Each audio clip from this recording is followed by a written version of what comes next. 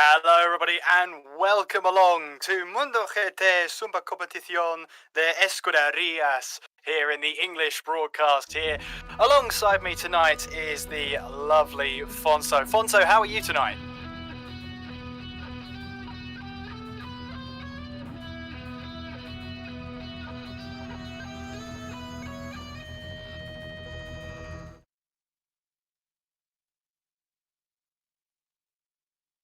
They certainly do. First, we're in the Mini Cooper S here at the Brands Hatch Indy Circuit, and then we take the McLaren Vision cars over to Sardegna to have a race there as well. But first, have a look at this. The Minis coming through, piling their way through that final corner. We've got 10 minutes of qualifying, followed by a 33-lap race here at Brands Hatch Indy. And don't forget, there's 2 races here tonight, so make sure you get our way through. That is the first round. Yes, Kieran, sorry, I guess I was muted, so nobody, only you can hear me. So good evening to everyone. We are here in the SS Super Competición de Escuderías. SCE, how do you spell?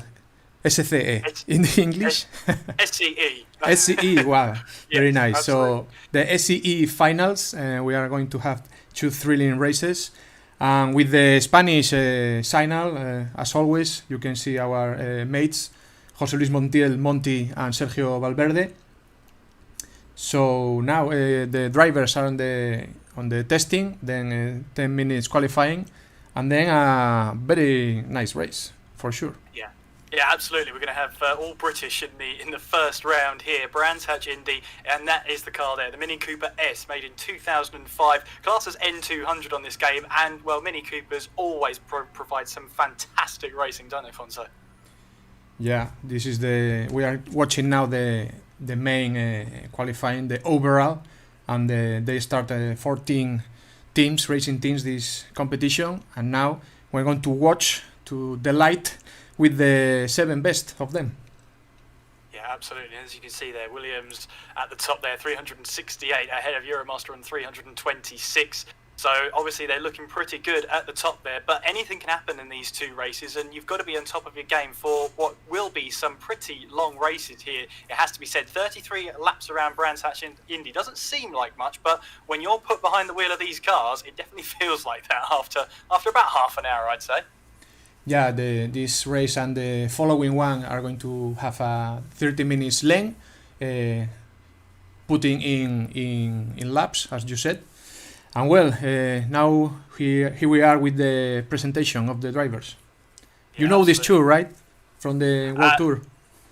I have seen them before, yes, Adam Suzuillo and Gio Mangano. So I do, and I'm familiar with those guys and the Williams gym team. But we've got the Euromaster then to present. Adrià Romero and Fran Parada, the Catalonian one and the man from Malaga, Fran Parada, are going to have this first race with a Euromaster who changed their colors today. And then we have UCAM Universidad with Abraham Saiz and Joaquin Jimenez. So hopefully I'm pronouncing some of these names right.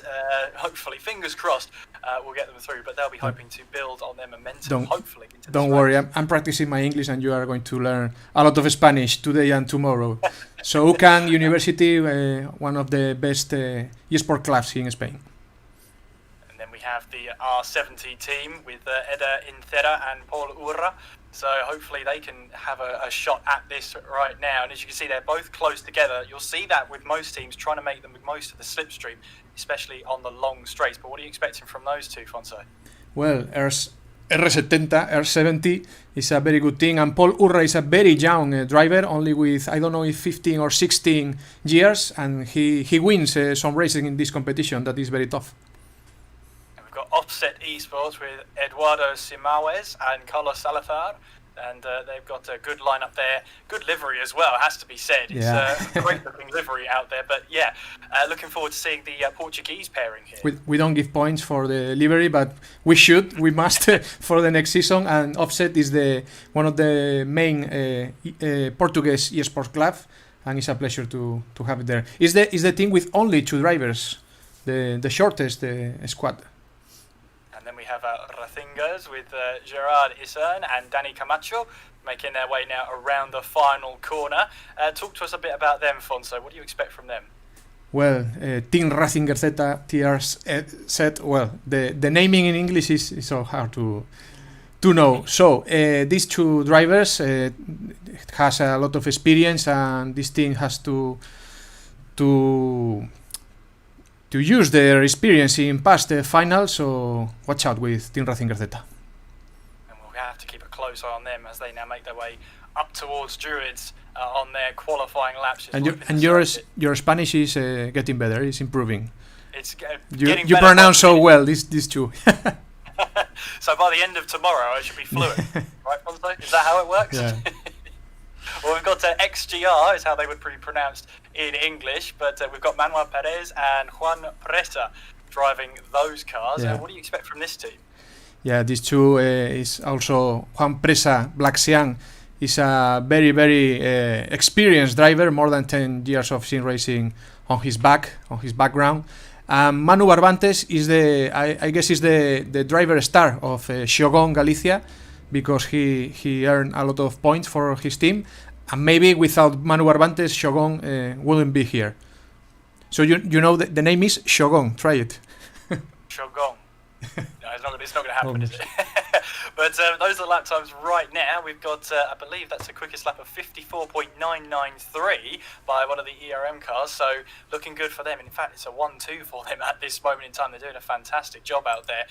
Just about into the 54 seconds. And it's a quick lap around here, Fonso. It flies by. Yeah, I love this track because of the length, very short, and is not allowing nobody to go so far from another. So I expect to see a very, very thrilling race. Yeah, absolutely. And 30 seconds to the end of the qualifying. Oh, you stole the words right out of my mouth there. 30 seconds to go, not long left, so only pretty much a lap to go as we see now cars piling their way in towards that final corner. Such a flowing corner here. Very easy to overcommit though. As you see, that's one of the R70 cars running onto the gravel there. It's so easy to understeer in these cars. But when you get them tuned right, they are absolutely really fun to drive. Of course, balance of power is on. Balance of performance, I should say, is on. At the 55.7 there as the checkered flag flies now on that start-finish line. And we've got one of the Portuguese drivers in the offset car, obviously on a flying lap, but then having to back out of it. Yeah, it was Carlos Salazar from offset, and they have the last lap. They can finish the current lap for the time. So maybe Fran Parada, the man we are watching with the pole position, and also Pichu for his mate. Yeah, absolutely. Great when the team gets a 1-2, and that will be really good for to boost their confidence going into the race for sure. As they make their way towards the line, they get well out of the way there as we've got an R70 car crossing the line. But I think we've just about finished there with just about everybody intact there as we got more cars going across the line. That was a car Gerard there coming across the line. 6th place for him, 55.5 on that last lap. I don't believe that changed anything for his lap time, but it is an ERM 1-2 there. Parada getting pole position as we now head into the race here at the Brands Hatch Indy Circuit in the Mini Coopers. Look at them lining up there. Prepare your throat, Kieran. All for you. It's absolutely prepared here with Parada 54.993, the only driver in the 54 seconds here as they now make their way onto the grid, and we're moments away from the first race of the night here in Mundo GT. The cars will be getting underway at some point here as we await the start of this race. Very nervy, but we're underway now, and good start there from Parada. Great start as well from his teammate, but the two cars behind don't get away well. They could be pretty much picking meat there going through, but you've got Gio there going up the inside in towards turn 1. Now it goes downhill here. Very unique track. Now we're going up the hill towards Druids then. This is where it can get a little bit messy if you don't get the braking zone right. You've got one of the Williams cars there going up the inside. Gio, the Italian there, making moves there, and ERM's early advantage with 1-2 seems to be fleeting a little bit as they now make their way infield now onwards towards the back straight. Parada still leads then in the ERM car, but that's a great start from Gio in the Williams Mini there, if you like, making his way now through the final part of the lap. But it's very close behind them, but a very clean start from everyone involved here. As there's contact there between the Portuguese driver. That's in the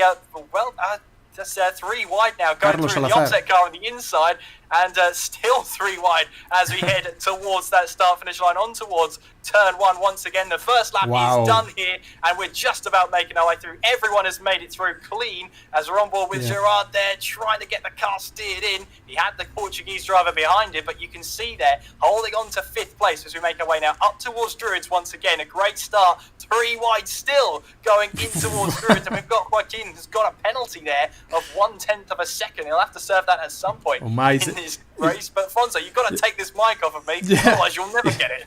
Is the 3 wide party with these drivers? Good news. Everybody is safe in the very clean start, but now the battle is just served. Absolutely. So we make our way in towards that final corner once again as we see a car running wide there on the exit into the gravel. We'll have to check who that was going all the way through.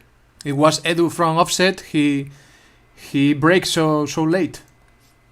Well, that is unfortunate for him, but all the rest of them have made their way through.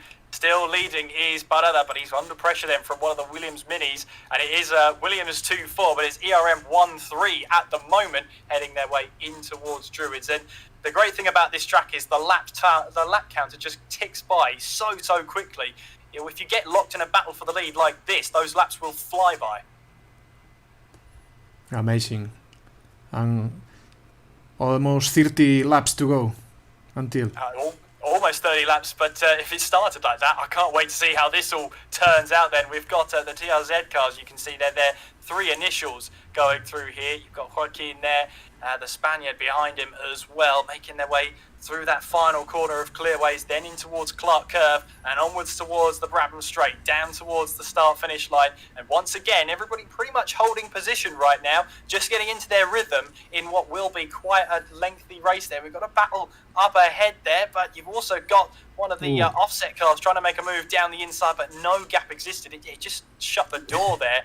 Or maybe the door wasn't even open, but look at that camera angle. It is so packed out there. One mistake, and you could lose that valuable slipstream. Yeah, it's a traffic jam constantly in this short track, and it's amazing how the drivers are doing what they do best. Yeah, absolutely, and they're keeping clean throughout this race right now. Parada still leads the way though in that ERM cars. They now make their way around the final corner through clearways and Clark Curve once again, and it's all about keeping tabs on the driver ahead of you. Of course, there is tyre wear and fuel wear as we are aboard with Romero here as he makes his way now onwards towards the first turn. You can see there just these cars following each other in that slipstream, trying to make use of what little slipstream these Mini Coopers can produce as we make our way now down the hill through Paddock Hill Bend, up through towards Druids now, and you can see Padada still leading the way, but that ERM car right behind Gio is putting him under a lot of pressure here. Yeah, the lip string is one of the keys. It's crucial in this kind of race, and I don't know Kirian, but for me the first corner to the right with the sand in the left, for me is terrifying, and watching like the drivers getting so fast is unbelievable. We've got a move here. One of the Portuguese drivers trying to make a move up the inside. Can he try and make his way through? Still contact there as we make our way through, all the way through now, in through Clark Curve. And he's got the move done, the offset driver, and makes his way now on towards that start-finish line. That's up to P5 now as he makes his way towards Paddock Hill Bend. Downhill on the entry here. No room for understeer. If you do understeer, as you said, so you're going to meet that gravel trap, but then the grip all of a sudden comes back to you on the exit of the corner there. You've got one of the minis there, Joaquin, trying to make a move up the inside, but again, not quite the move there, as we've got moves happening, battle for 8th place developing as well, heading now down the hill as we head towards Graham Hill Bend. Yeah, from the P5 of Carlos Salazar from Offset, now is the P5. Below them, all the positions are moving, are dancing, but the first one, they are in another race. Woo. Oh, that's a big mistake there from one of the TRZ cars, getting all onto the grass there and really costing himself time. Now it's 3 wide as we head on towards the start-finish straight once again. We'll be saying that quite a few times this race, I'm sure. Going 3 wide here, heading now on towards the first corner, in towards Paddock Hill Bend once again. You can see the R70 car just about getting ahead for now. You've also got another car trying to slip his way through up the inside as we head up Halewoods Hill and in towards Druids once again. And that car there, Barbantes, makes his move there and heads in towards 9th place here.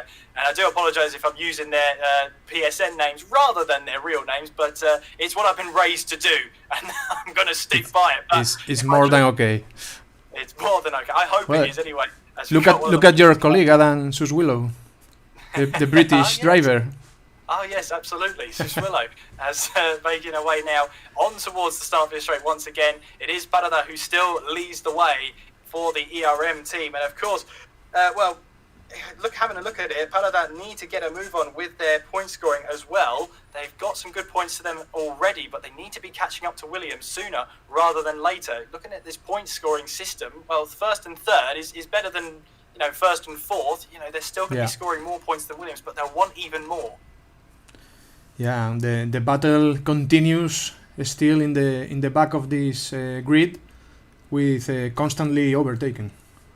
Yeah, absolutely. It's going to be chopping and changing all the way through. We are expecting pit stops in this race because of the tyre wear and the fuel consumption in this race has been set quite high for these cars. So we do expect pit stops at some point in this race.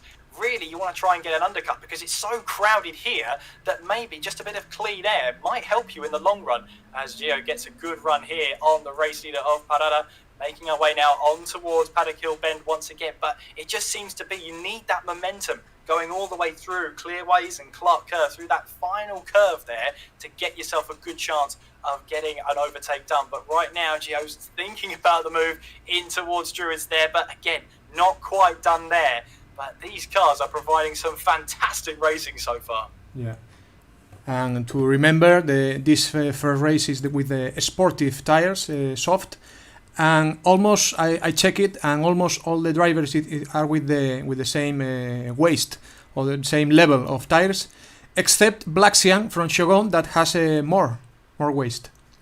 So he's obviously more aggressive on his tyres then, so Maybe. he probably might have to stop earlier in this race. That could be a benefit, that could be an advantage heading into the halfway point in this race. So we're expecting probably around about lap 15.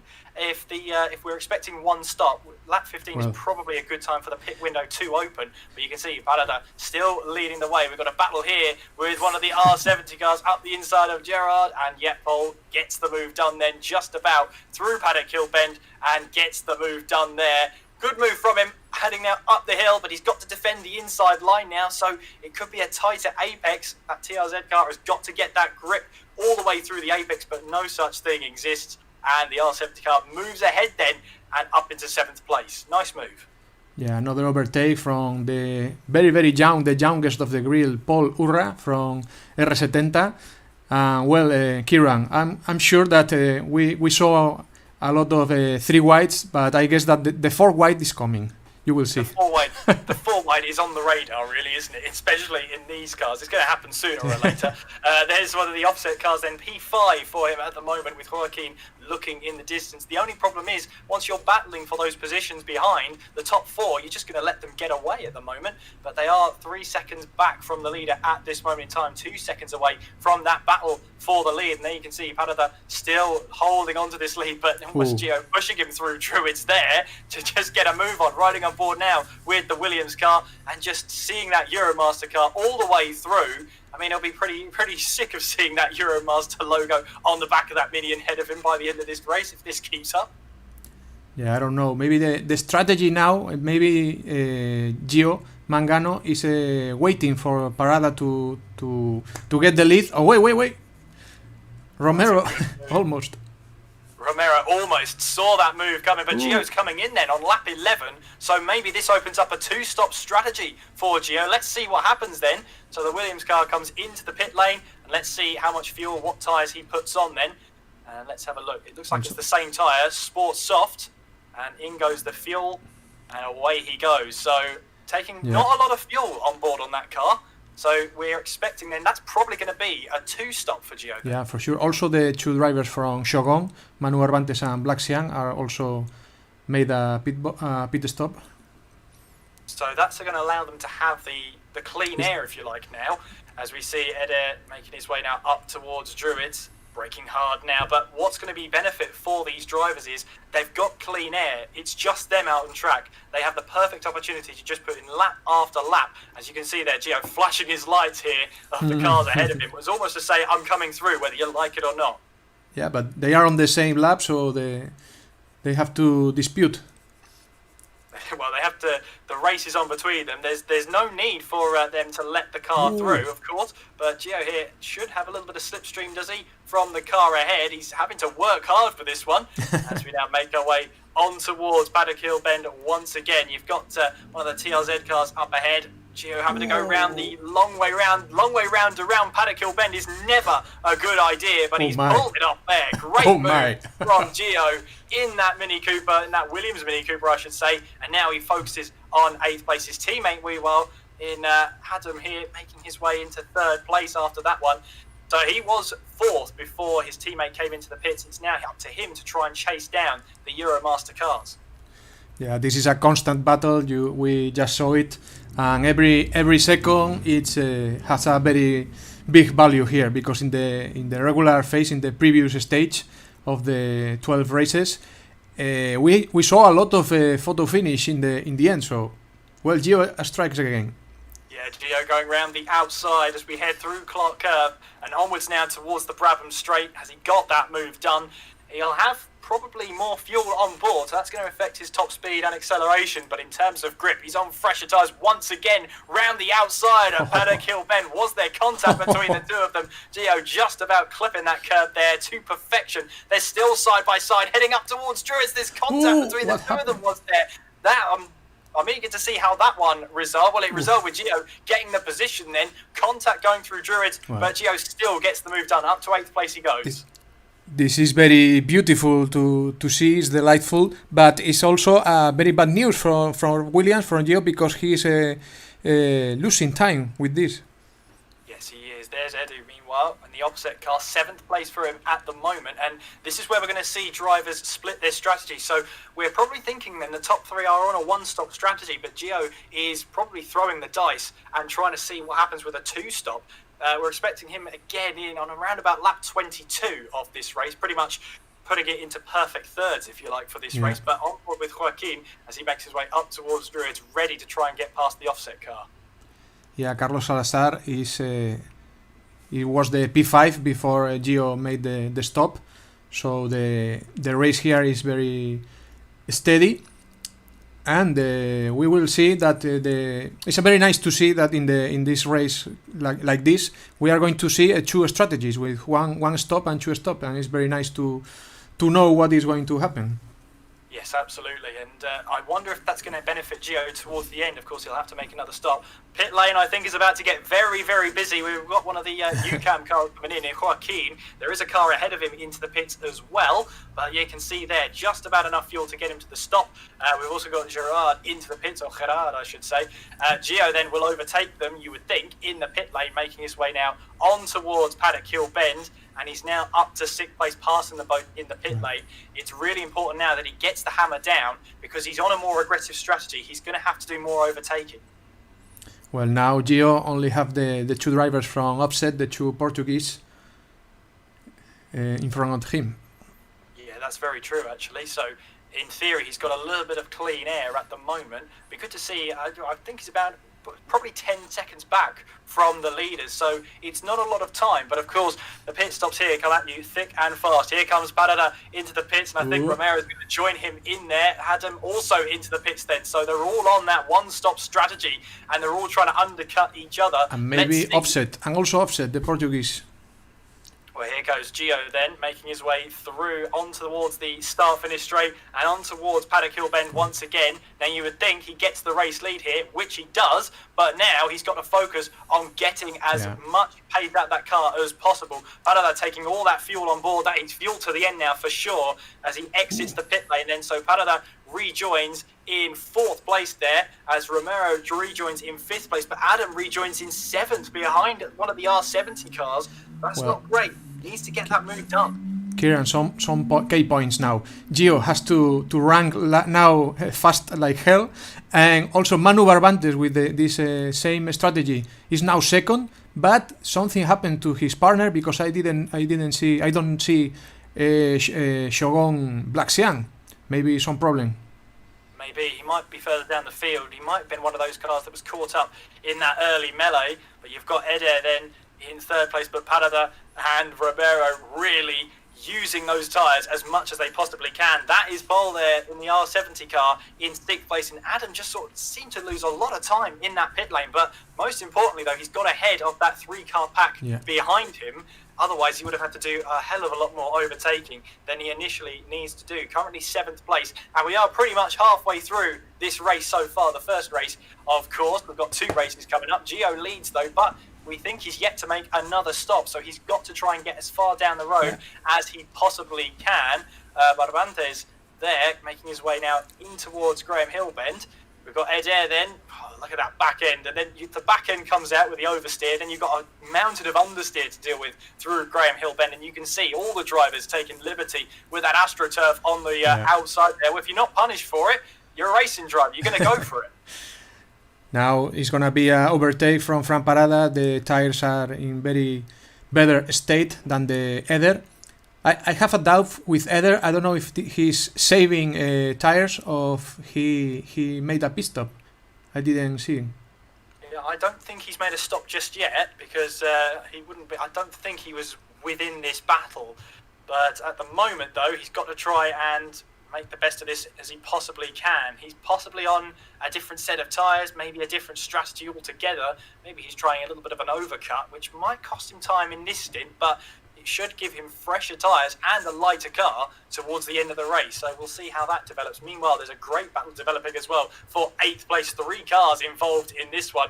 Gerard, Joaquin, and we've got PCM there in the other Portuguese car. The only 2 Portuguese drivers, of course, in this one, as we get an interior view here. And this is exactly what the drivers are seeing here.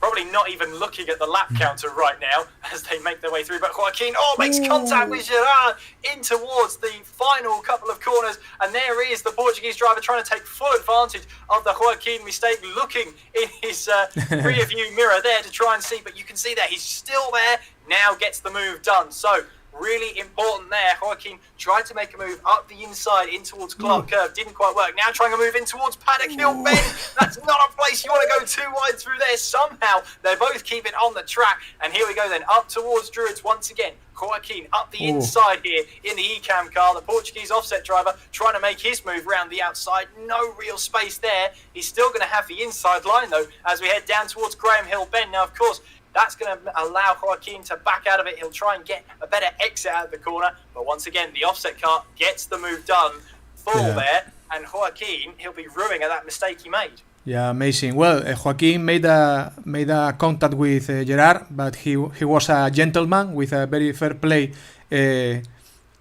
How can I say? Give the position. They don't fight about it. But well, it's a shame for him because offset Edu gets that position. Absolutely. Gio then is your race leader right now, but we're expecting him in any moment now. Barbantes also in 2nd place. I don't think he's made a stop either during this race, so we'll have to see how Manu Barbantes is in the same strategy as Gio, and I have a clue, a guess, a supposition that his teammate Blaxian, he didn't change the tires because of an error, because you know when you get in the pit box in the Gran Turismo, if you touch the cross button so fast, you can change the tires. And I guess that Blaxian is on the end of the grid because of that. And Gio, 2nd stop. Yeah, here he goes then. That's his second stop, and he's going to be lightly fueled for the end of this race, of course. So better tyres, less fuel. Let's see what he can do with that combination. In the meantime, though, Manu Barbantes takes the race lead, but we're expecting him in at some point. There goes Gio then out of the pit lane, currently 9th place, but he's going to be right on the inside as we head in towards Paddock Hill Bend, and yeah, he's well ahead of Black Siam behind him. He rejoins in 9th now, so it's all to do now. He's got to push and push right to the end of this race. Parada and Romero there, 2nd and 3rd with the 2 Williams cars.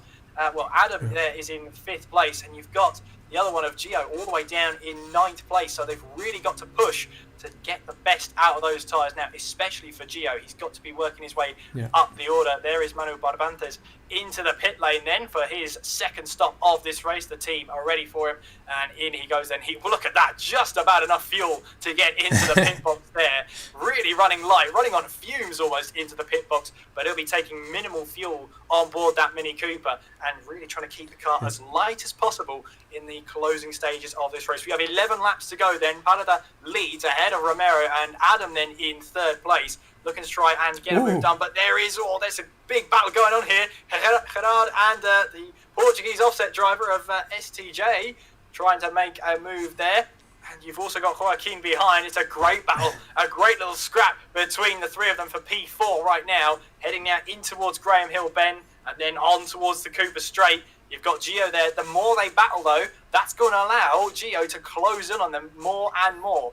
As you see now, he's just got over a half a tank of fuel, which he'll be using at his fully best there. You've got the R70 car of Paul there in 8th place, but still, you've got that 3-car battle there. Gerard, PCM and Joaquin, the offset car, the Portuguese car here, right on the back here. Slipstream, you can make it work, but is he going to try and move around the outside at Paddock Hill Bend? Round the outside he goes. No, not quite. Didn't quite have the grip there.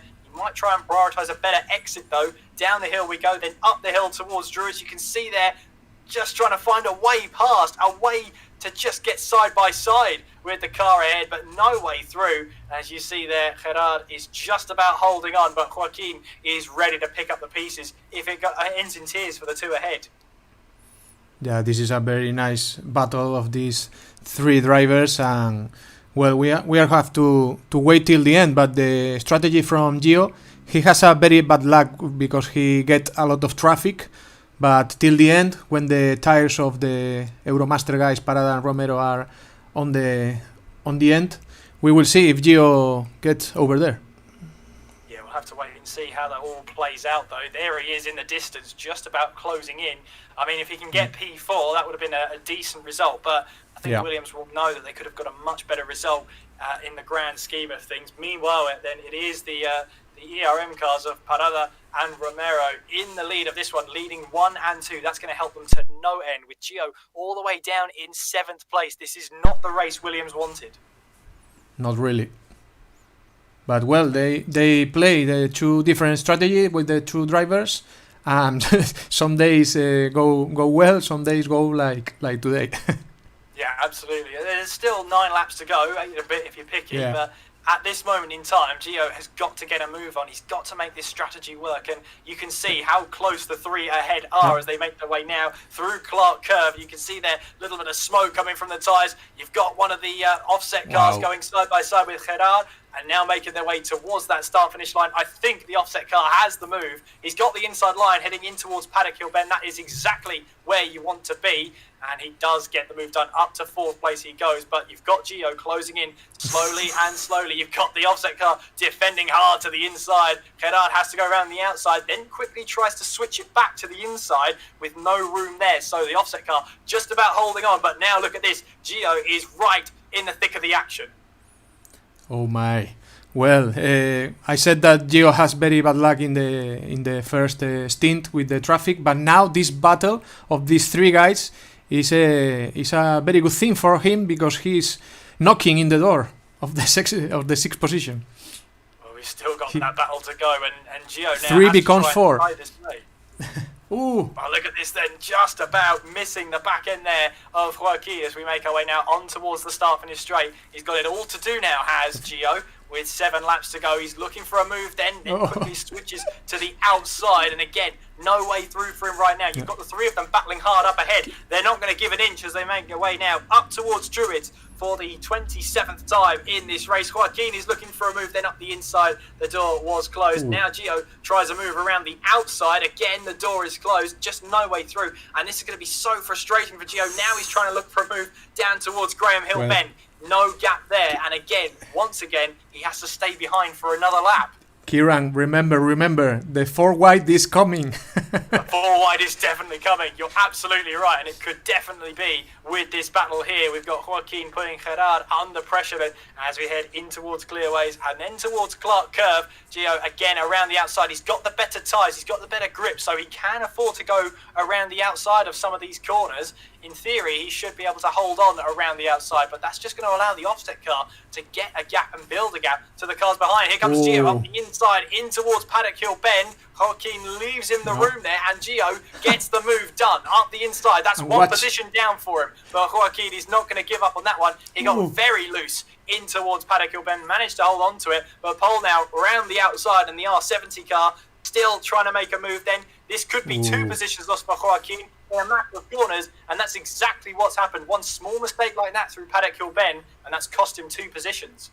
Yeah, here the level is so high from all the drivers, and a very little mistake has a very big problem in the position. Gio here now looking for an inside move on Gerard as we make our way through the final 2 corners through clearways, and that is Gio up to P5 now, and now he can try and chase down the last car that's ahead of him, which is one of the Portuguese offset cars. He will be quicker than him on pace, but he'll still have to deal with the drivers behind, maybe looking for a move up the inside. We're inside the car of Pole at the moment as he makes his way now in towards Paddock Hill Bend, and you just get that grip there, that snap that the car actually bites into the track on the tarmac. Now onto the outside here, you can see trying to battle away with Joaquin, round in towards Druids, now down the hill then you can see they're going side by side, just about leaving each other enough room. Pole then gets the inside move in towards Graham Hill Bend and gets the move done. Very nice drive there from Pole. He gets slightly onto the grass, that could cost him just a slight bit of momentum as we head our way through Surtees and McLaren. Well, I can tell you, Kieran, that Gio has 10% more tires from that the offset guy, Carlos Salazar, and also almost 5-10 liters less than fuel. So Gio is flying. More grip, less weight on the car, so in theory then he should be absolutely flying. You've got the 2 ERM cars, the 2 Euromaster cars leading the way at this moment in time. They've had a near perfect race so far. They're 5 seconds ahead of that man there, Williams Adam, and well, you'll get a podium at least, but it might have been a case of what might have been if I don't know what quite went wrong in the pit stop strategy, because he seemed to lose so much time to the 2 Euromaster cars. Yeah, I think the right strategy was only one pit stop, because remember that Shogun Manu Barbantes also made 2 stops and we don't see him in the top 8. So if he has another problem, it's about the strategy. It's not the correct. Absolutely. Well, we should see, in theory, Gio setting fastest laps here. So currently a 55.4 from pole as they now make their way on towards the start-finish straight. 4 laps to go here in this first race of tonight. Arada leads from Romero, and then it is Adam in 3rd place still. 6.5 seconds back from the race leader. He's just falling away from them without being in that slipstream to help him keep with them on the straights there. And then, of course, you've got the Portuguese car in 4th place, Gio then in 5th, and with only a handful of laps to go, only 3 laps to be precise, he's not got a lot more time left to make that move. He's right on the back of him, though. It was a very clever race from the Euromaster, Parada and Adrián Romero. They are going to make the, how do you say, the double, in Spanish is doblete, when you have the P1 and P2. I don't know in English. We've got 1-2. That's that's literally it. More easy. Well, at the moment, then the Portuguese offset car has got a huge thing on his hands here because he's got Williams Gio right behind him. Then, as they head towards Paddock Hill Bend for the 32nd and penultimate time in this race here, you think now Gio has got slightly more grip than the car ahead of him. He's got a slightly lighter car than the car ahead of him. Will he try and move then in towards Druids here? He's on the outside. and he'll be trying to just grab the apex here as we head now down the hill towards Graham Hill Bend again. Still on his tail here. Not long to go though.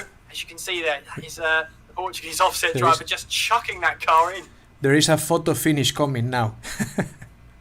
Oh, absolutely. Between 4th and 5th, you're absolutely right. Yeah. But we're on board with Gio then. He's still in position. He's still on the back, or on the back of him at least, is Pol, looking to try and take advantage of whatever goes wrong. But we're now heading over the start-finish line once again. Has Gio here, has he got a move here? We're on to the final lap of this race. Gio looking for a move then. He has to go the long way round then in towards Paddock Hill Bend. We've said it before, we'll say it again. It's not the place you want to be. And that is Carlos Salazar is out. Has he gone onto the gravel slightly? He just about kept that intact there, because once you hit that gravel, your car really does slow down there. Meanwhile, battle behind Joaquin, defending from Gerard, and also Manu Barbantes looking for a move as well, trying to take full advantage of that one as they all now make their way. They now pile down towards that left-hander of Graham Hill Bend, but coming around the final couple of corners here, it's going to be a Euromaster 1-2, and it's going to be Parada who comes towards the line and weaving left and right. They've done a near perfect race. Parada comes towards the start-finish line to win here at the Brands Hatch Indy Circuit. Wow. It's a 1-2 for Euromaster. Adam will come across the line in 3rd place. Gio does get the move done and moves ahead into 4th place. Pol is in 5th with the Portuguese driver there in 6th place of PCM.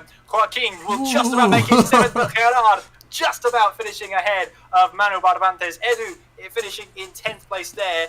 We've got ZCR in the TRZ car coming across the line to make his way into 11th place. Eder coming across the line in 12th place, taking the checkered flag.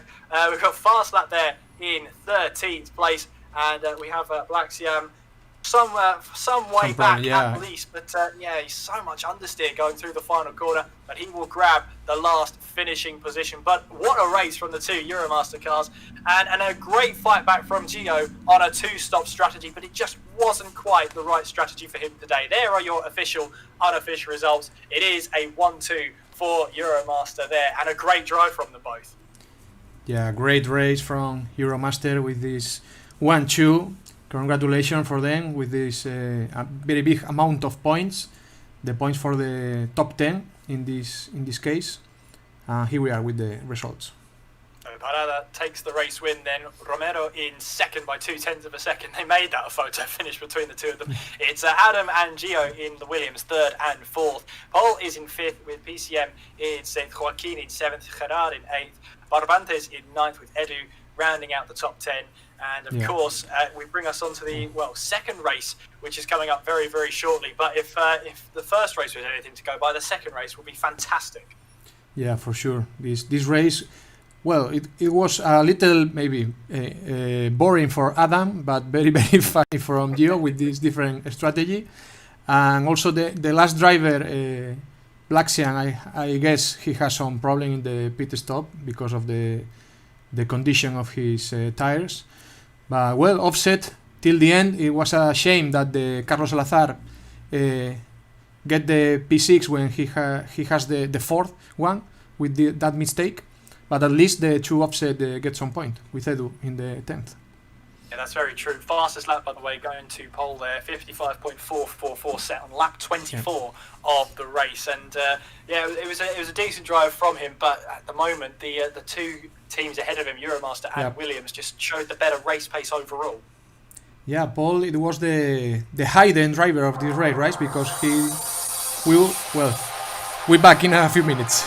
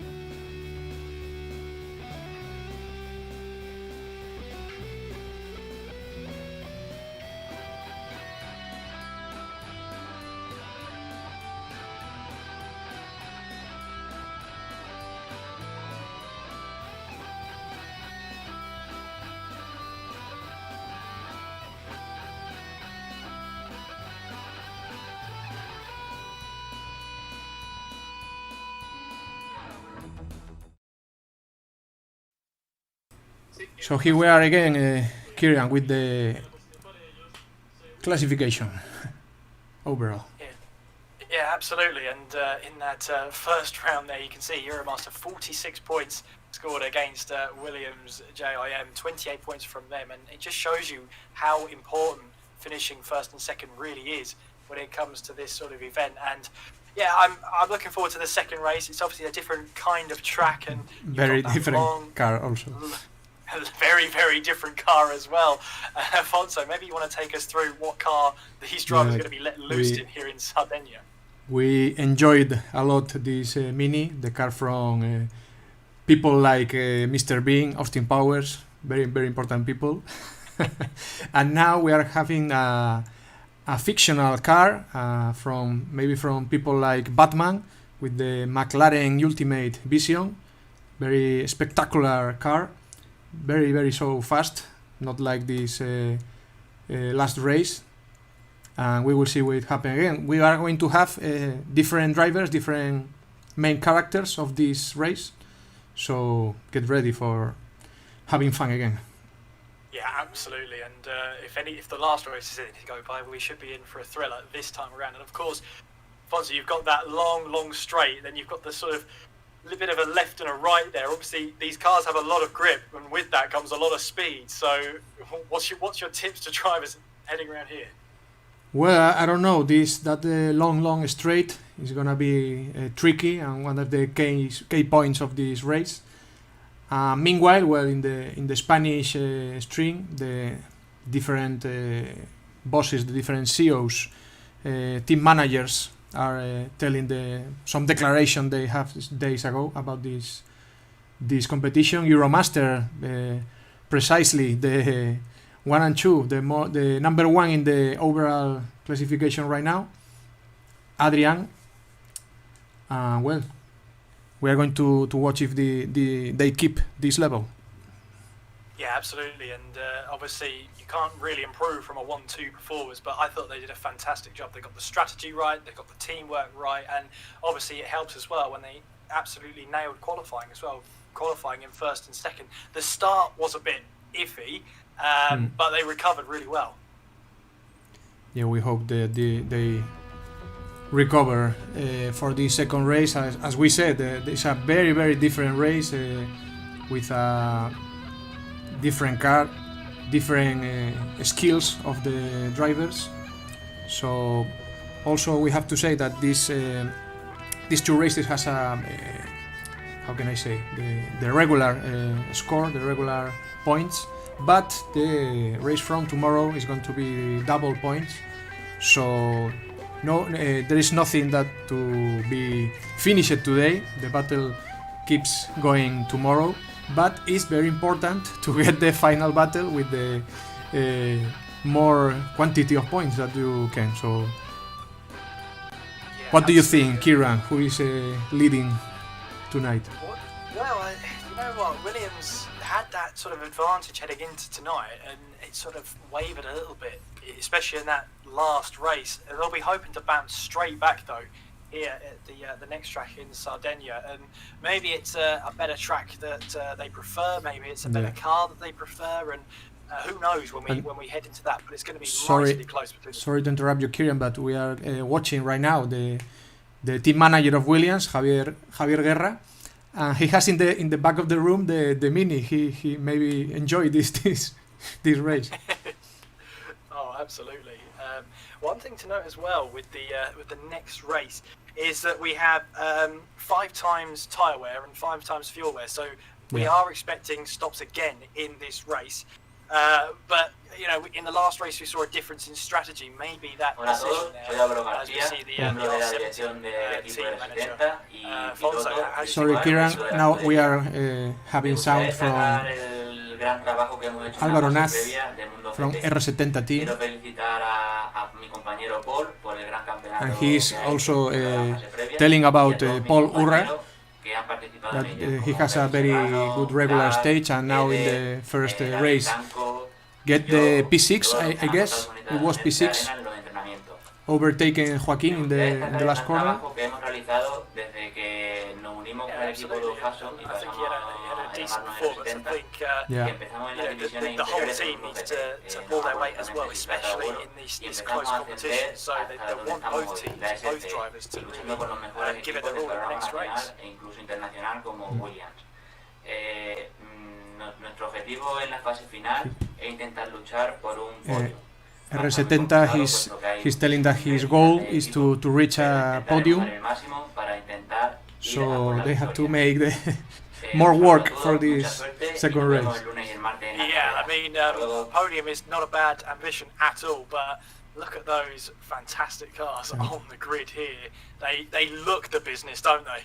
They really do. Yeah, and don't worry, because this is a test. We call it the fake start, sorry, to check that everyone is okay with the connection, and then we are going to start the 10 minutes qualification. So well, it looks like everybody got underway well, but this gives us a taster. Wow, look at that. Look at them now making their way through. I am glad it's just a test start at this moment in time, but those cars absolutely just are glued to the track there, Fonzo. That's going to provide some interesting racing here, especially in that middle part of the track with lots of high-speed corners. Well, it's going to be very, very difficult to keep watching these drivers because of this car. I don't know how many, the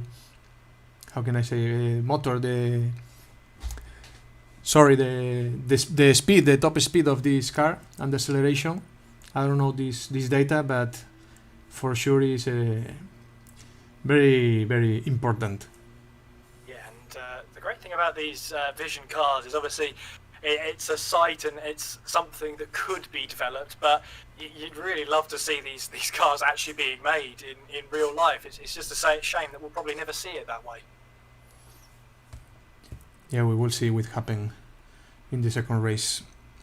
I was watching in the Spanish stream and also here on YouTube. We say hi to all the people who is watching here. It's a pleasure to have you here, Kieran, with this very first English streaming of these finals.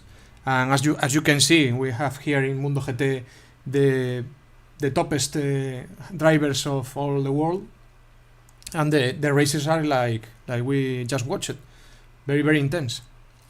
Yeah, I mean, it's a great pleasure to be here. Thank you for letting me let loose into this commentary box. But well, whether that's a good decision on your part, Fonzo, I don't really know. But it's been a pleasure to be here. It's been some great racing so far, and long may it continue. And this is the car they're going to be driving, the McLaren Ultimate Vision.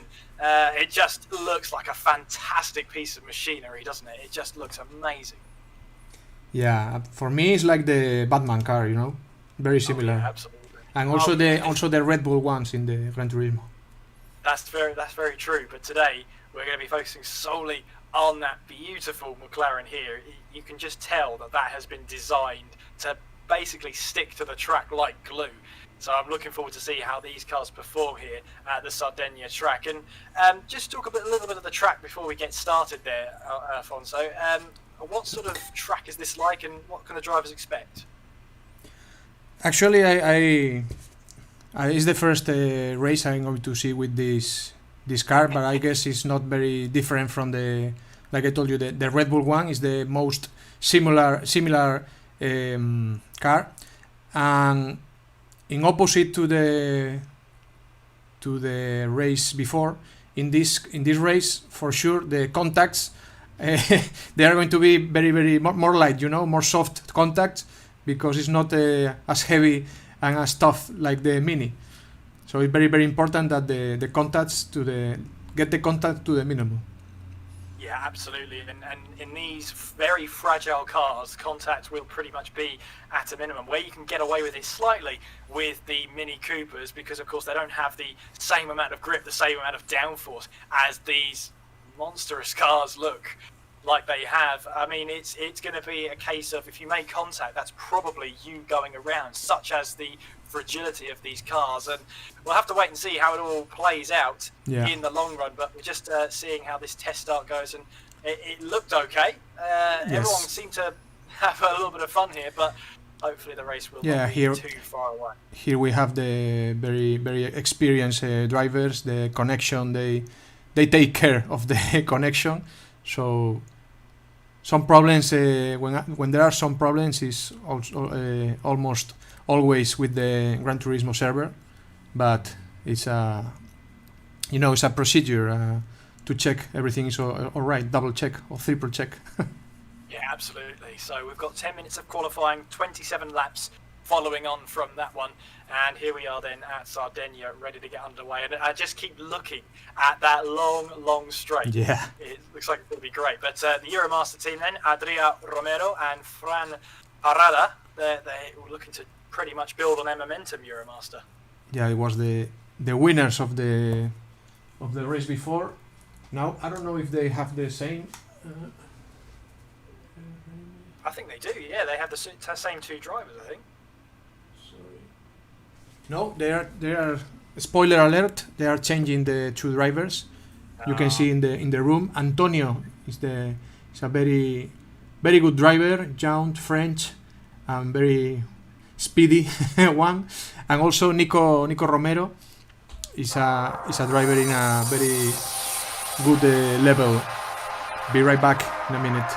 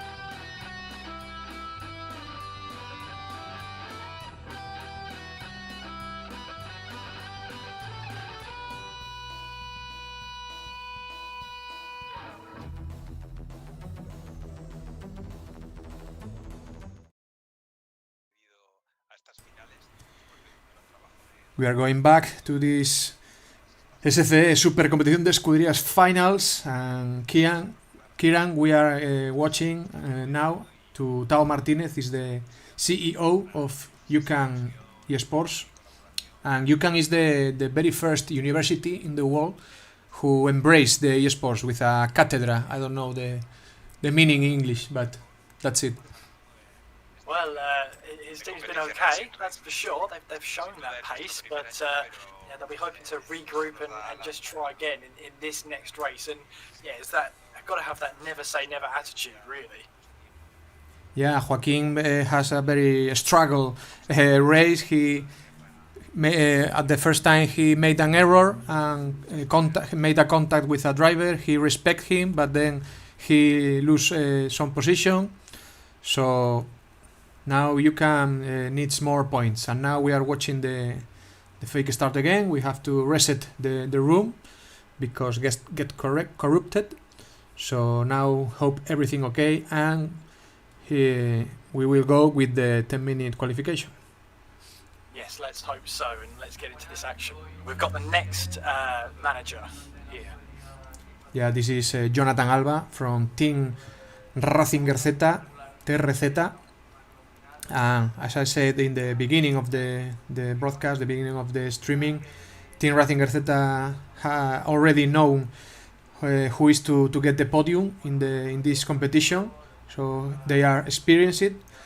Well, I don't remember now the position, but I guess they only get point with only one of the two drivers, so it's difficult for Ratzinger because their level is so high this year. Yeah, absolutely, and they'll just be hoping that they can put the performances back into this next Group 1 race coming up in the McLarens, and it's a different track, it's different cars, so to be honest with you, anything can happen going into this, and they've got to take full advantage of it. Yeah, in a few minutes we are going to watch and know who is the drivers for this race. Some people, some teams repeat the same drivers, and other teams came to Sardegna with another two different. Is the thing about this competition of Mundo GT. The teams can sign up a minimum of 2 drivers, like Offset did, and a maximum of 10. So it depends on the team that they have a more number or less number of drivers, and they can change whenever they want. Yeah, and that's the advantage of having a big team. The only problem is keeping all of those drivers happy with a big team. All of them will want to be racing. You've got to fine tune, fine pick which driver races at which track, and that's not always the easiest thing to do. Yeah, it's a very maybe a problem to manage for precisely the team manager to get the egos in one place. So it's important also we always saw the drivers at the track, but also there is a lot of job and work out of the track. Yeah, absolutely, and fingers crossed, all the bugs have been squashed, and hopefully we can get going very shortly. We're just itching to go. You and I are itching to go, Fonzo, let alone what the drivers are thinking right now. Sorry, Kian, we are reaching what? We're pretty much ready to go at this point. We're all just so excited to get started. I can't imagine what the drivers are feeling at this moment, though. Wow, these drivers, because they are very, very experienced in other races, but for sure more than one after these races has a a lot of wet in his cockpit, because these races are only 30 minutes, but they sweat a lot because of the tension and the level. The level is so high here, always in the super competition. Now, the qualifying round, Kieran. Here we go then, at long last, we're here in qualifying, and first of all, the first team here, the Williams, are going out with Valerio Gallo and Coque Lopez. So, two drivers there, Fonzo, who need to do the business now for Williams. Yeah, Coque Lopez, the 7th Gran Turismo FIA World Tour driver in the world, and Valerio Gallo, bracer, is another talented Italian guy like Gio Mangano. He won some races in the regular stage, so be careful, Euromaster, because Williams is also here.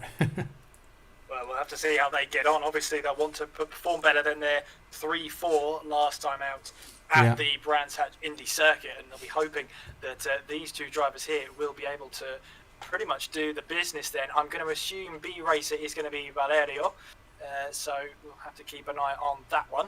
For Euromaster though, they've gotten in with Antonio Santos and Nicolas Romero, so one of those drivers I know is unchanged, but we've got the Frenchman in Antonio here. Yeah, one of the youngest drivers of Euromaster eSports, Antonio. He's very, very skilled in this game and other games also. And also Nicolas Romero from Murcia. Well, I have to tell you, Kieran, that also of this team competition, there is another one with individual type, is the Sim Racing Stars. And in the last race, last week, Nicolas Romero win with a P1 to Coque Lopez, that was P2. So maybe Coque wants a revenge in this race. Absolutely. Then we move on to UCAM, Universidad. We've got Dea Calle and also Eric Cassez. I'm not sure if I'm pronouncing that one right, but two new drivers into this one. What do you make of those? You pronounce it just right. Juan Carlos de la Calle, Eric Cassez, these two drivers in the Bruce Garage files. Now in the UCAN eSports. Also, I guess that the main driver here, on the paper with the best result, it was Eric Cassez, Eti Karting. So is the driver to keep watching.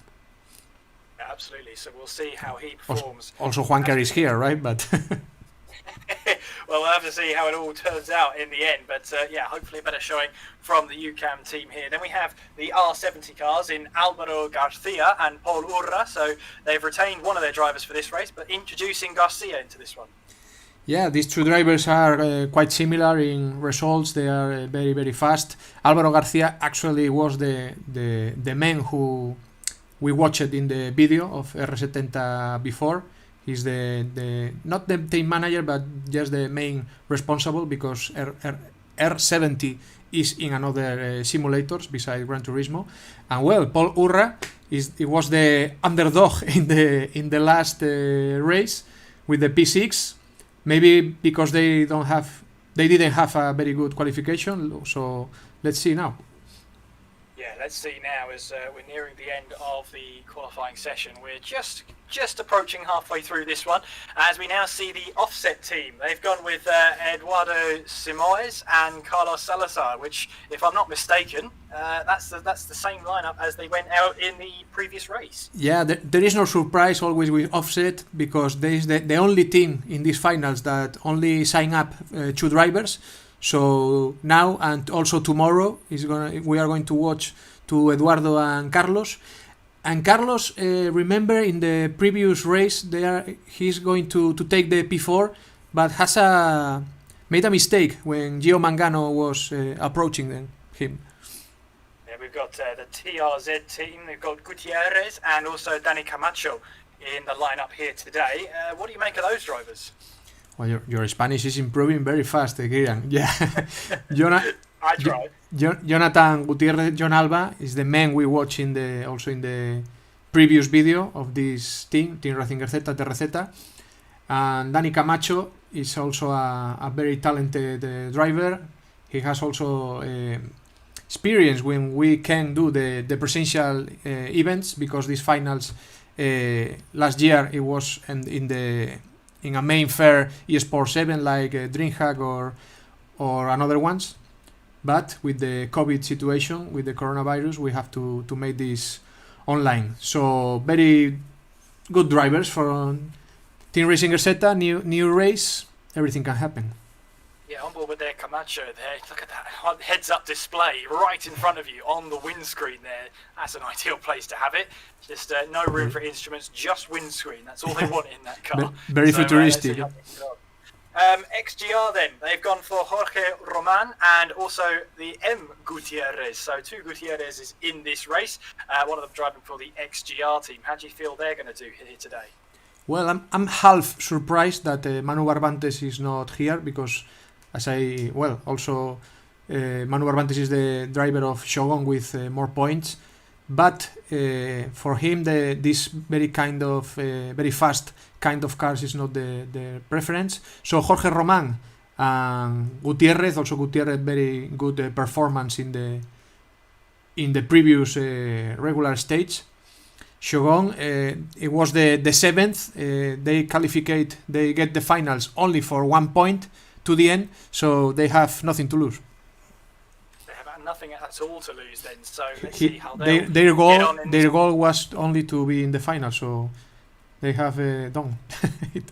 Yeah, absolutely. We've already got Eurocar at the top there. I believe that is Santos at the top of the table at the moment. It's I believe that's Lopez in second place. Obviously, correct me if I'm wrong. Gallo in third. Yeah. So looking good for them at this moment in time. But we've still got a couple of teams. I think we've been through all of them. There we go. So that's all your team lineup then. That's 7 teams, 14 drivers, all ready to go then in this qualifying session.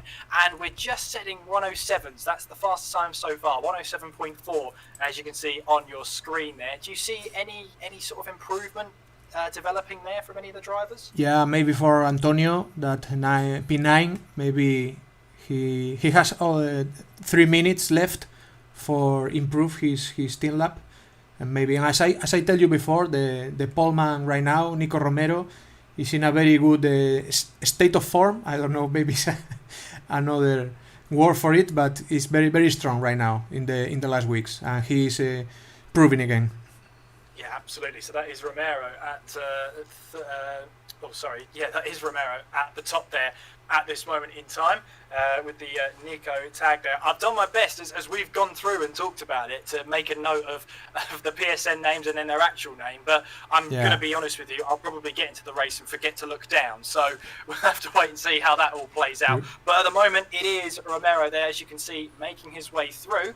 He's currently on pole position, just a 10th up on the Williams driver of, I believe, that is going to be Lopez there in second place. So let's see how that all plays out. There's still about 2 minutes left in this one, so we'll see if there's any last minute changes. As we see there, Romero has come back into the pits. Mm-hmm. He'll have time to get back out there and get another lap in. Yeah, and watch out also with Koke, because Koke likes to score the fast lap at the end of the session. So we have to keep watching till the end. We'll have to keep our wits about us as we make our way through. As we've got Simauez making his way through. He's in 8th place, 6/10 down on the pole sitter right now. But you can see how twitchy that car is on the exit. Just about keeping that under control then as we make our way down the hill. Lots of elevation changes here, using that curb on the outside and now making our way now through this infield section. You know, if you're lapping under the 1 minute 10s around here, you haven't got a lot of time to think about these corners, and you really have to make sure that you've got your reference points there. A little bit of camber to the inside helps you to carry a little bit more speed through as we now make our way through this last part here. Pretty much the last, penultimate heavy braking zone, as you can see there. That is Romero there pulling to one side. That's also Antonio there. That's Santos for the European car there, making his way through. But they're all sort of spacing out now and trying to get some space out on track. And Edu was aborting this lap, almost 30 seconds to start, And I'm sure that the offset fans, the offset crew are watching this race. And we hope to say some Carayo very, very strong. And we will see what happens with Edu and Carlos.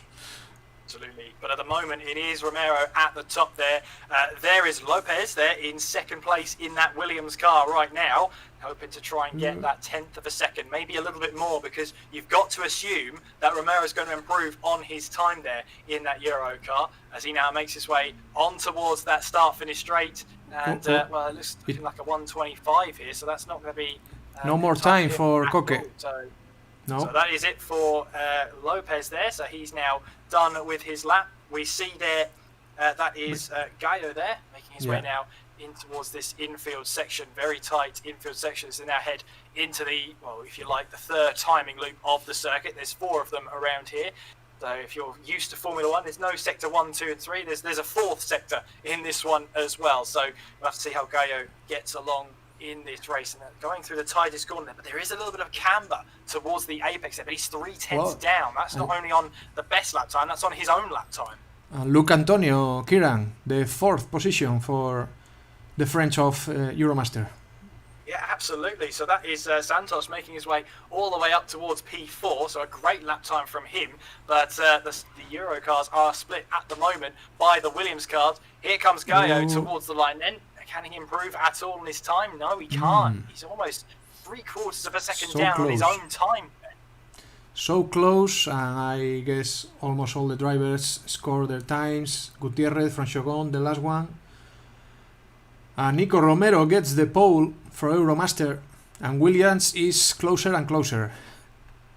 Yeah, absolutely. So Nico will be happy about putting that one on pole position, and that is confirmed now. So there he is at the top of the table, taking it by just over a 10th of a second. So a really great lap there from Romero. And all that remains now is the race coming up here. I'm looking forward to this one. Can Williams put a dent in those Euro cars? Will the ERM be able to get away from the pack this time around? They're starting 1st and 4th. The Williams are splitting them 2nd and 3rd. I have a sense that we are going to watch some accident for this race. Let's hope not, as we're counting up to the 5 red lights. That's my bet. And we're underway, and what are the starts like? Good start there from the Koke as they make their way now on towards that short run, down towards the first couple of corners. Can they keep it clean throughout? Romero trying to be on the inside there. You've got, that's a huge moment there from Lopez as he hits the wall. And is there going to be damage to that car? He's fallen all the way down to 12th. He's really lost that back end, and he's fallen all the way now down to 14th place. Not good there for Lopez. He'll want to try and get back as soon as he can into this one. Remember, there are pit stops in this race, so he's not out of the woods yet, but he's got a lot of time to make up here, as we see a replay of what happened here on board with Lopez. So they get the green lights. He gets a great start off the line, a much better start than Romero. So he gets him side by side with the ERM car as they make their way through in towards turn 1. A little bit of contact between them as they now make their way in towards turn 2. Yeah, and he just made contact with the outside of the ERM car, and there's just nowhere else for him to go. So that is unfortunate there. Very tricky action for the stewards. I confirm you, Kieran, that Koke has some damage, but in the back, not because of the action with Nico. So when he come again to the track, the driver from Ucan can't brake and broke the car of Koke. Well, let's hope he can make his way through. And he goes to the pit stop, to boxes. Koke and Juancar. Yes, so he's into the box, so he'll have to try and work a new strategy here. Probably an unorthodox 2-stop will probably be his order of the day, but he's got to just drive as fast as he possibly can. There's Urra there on the back of the Frenchman of Santos as they now make their way on towards the next timing loop here.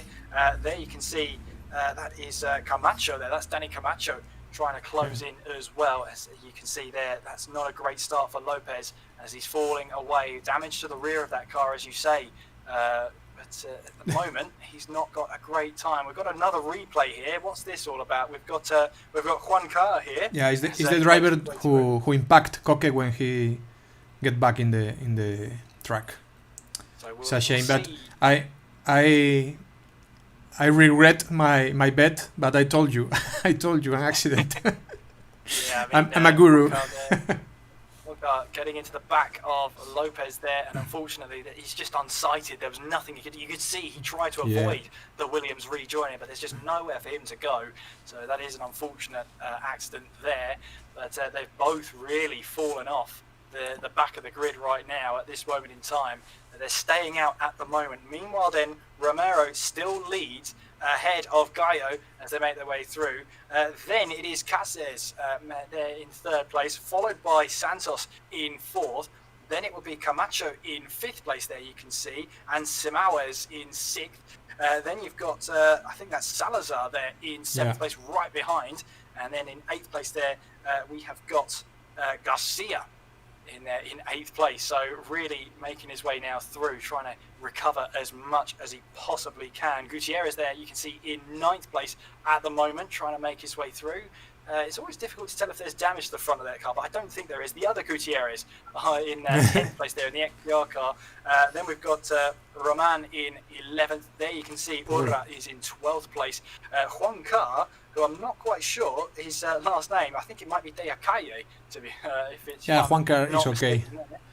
But, And Paul, I was going to tell you that it's strange to be Paul Urra in the so below in the position.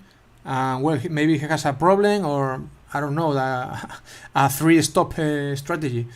I don't know. Yeah, well, it's going to be an odd one. So obviously that contact early on is going to make some cars maybe change their strategies up a bit, maybe a lot even. So it's going to be an interesting race here. As there you can see, I believe that is De La Calle. They're just ahead of the Williams car. You can see Roman and Gutierrez, two teammates, currently 10th and 11th right now.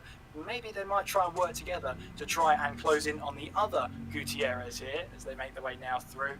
There you can see in 8th place, that is Garcia trying to close in on the two Portuguese cars ahead of him. 7th place, you can see that's Salazar, then Simaues in 6th place, but he's really right on the back of Danny Camacho as we head down towards the start-finish straight.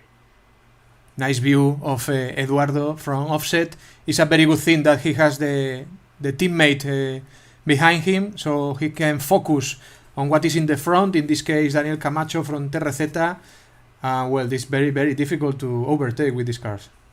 Camacho gets a little bit onto the curb on the inside. That sends him to the grass, so he's struggling a little bit out there, is Camacho. And Simaues simply has to try and take advantage. He's a 10th up through that timing loop there, and that was a beautiful corner there from Simaues. He's really putting Camacho under pressure then as we make our way through. There you can see Santos there, the Frenchman, now making his way in towards that banked hairpin there. There you can see Cáceres in third place. That is Gallo in second place, keeping close tabs on the race leader in Romero there in the ERM car. So both teams, Williams and ERM, struggling from the start, but ERM are really on it because they've got a car leading the race and in fourth. Yeah, it's a script very similar from the race before, with ERM, Euromaster and Williams on the top in the 4 places. We will see what happens with the rest of the teams. They have to I don't know, it's so difficult right now to get to the same level that these two teams. Yeah, absolutely. They are going to fight for the 3rd place at this stage. Yeah, well, 1.2 seconds is the gap between the leaders right now. As you see here, you've got Cáceres in 3rd at the moment for UCAN. So he's doing a good job there so far, but he wants to try and close in. He's got, though, unfortunately for him, Santos in the other ERM car right behind him, who will be trying to close that gap sooner rather than later. Danny Camacho still under pressure from Simaues for that battle for 5th place. And then don't roll out Salazar in 7th place there. There you can see there runs the Frenchman there of Santos. There you can see Camacho still under that pressure from Simaues, and he's got to keep that car on the track. Yeah, it's like the race before with the P5 leading another group of drivers. So very, very difficult for the other 5 teams to get Euromaster and Williams. That's a penalty for for Antonio. Santos up ahead. That's right.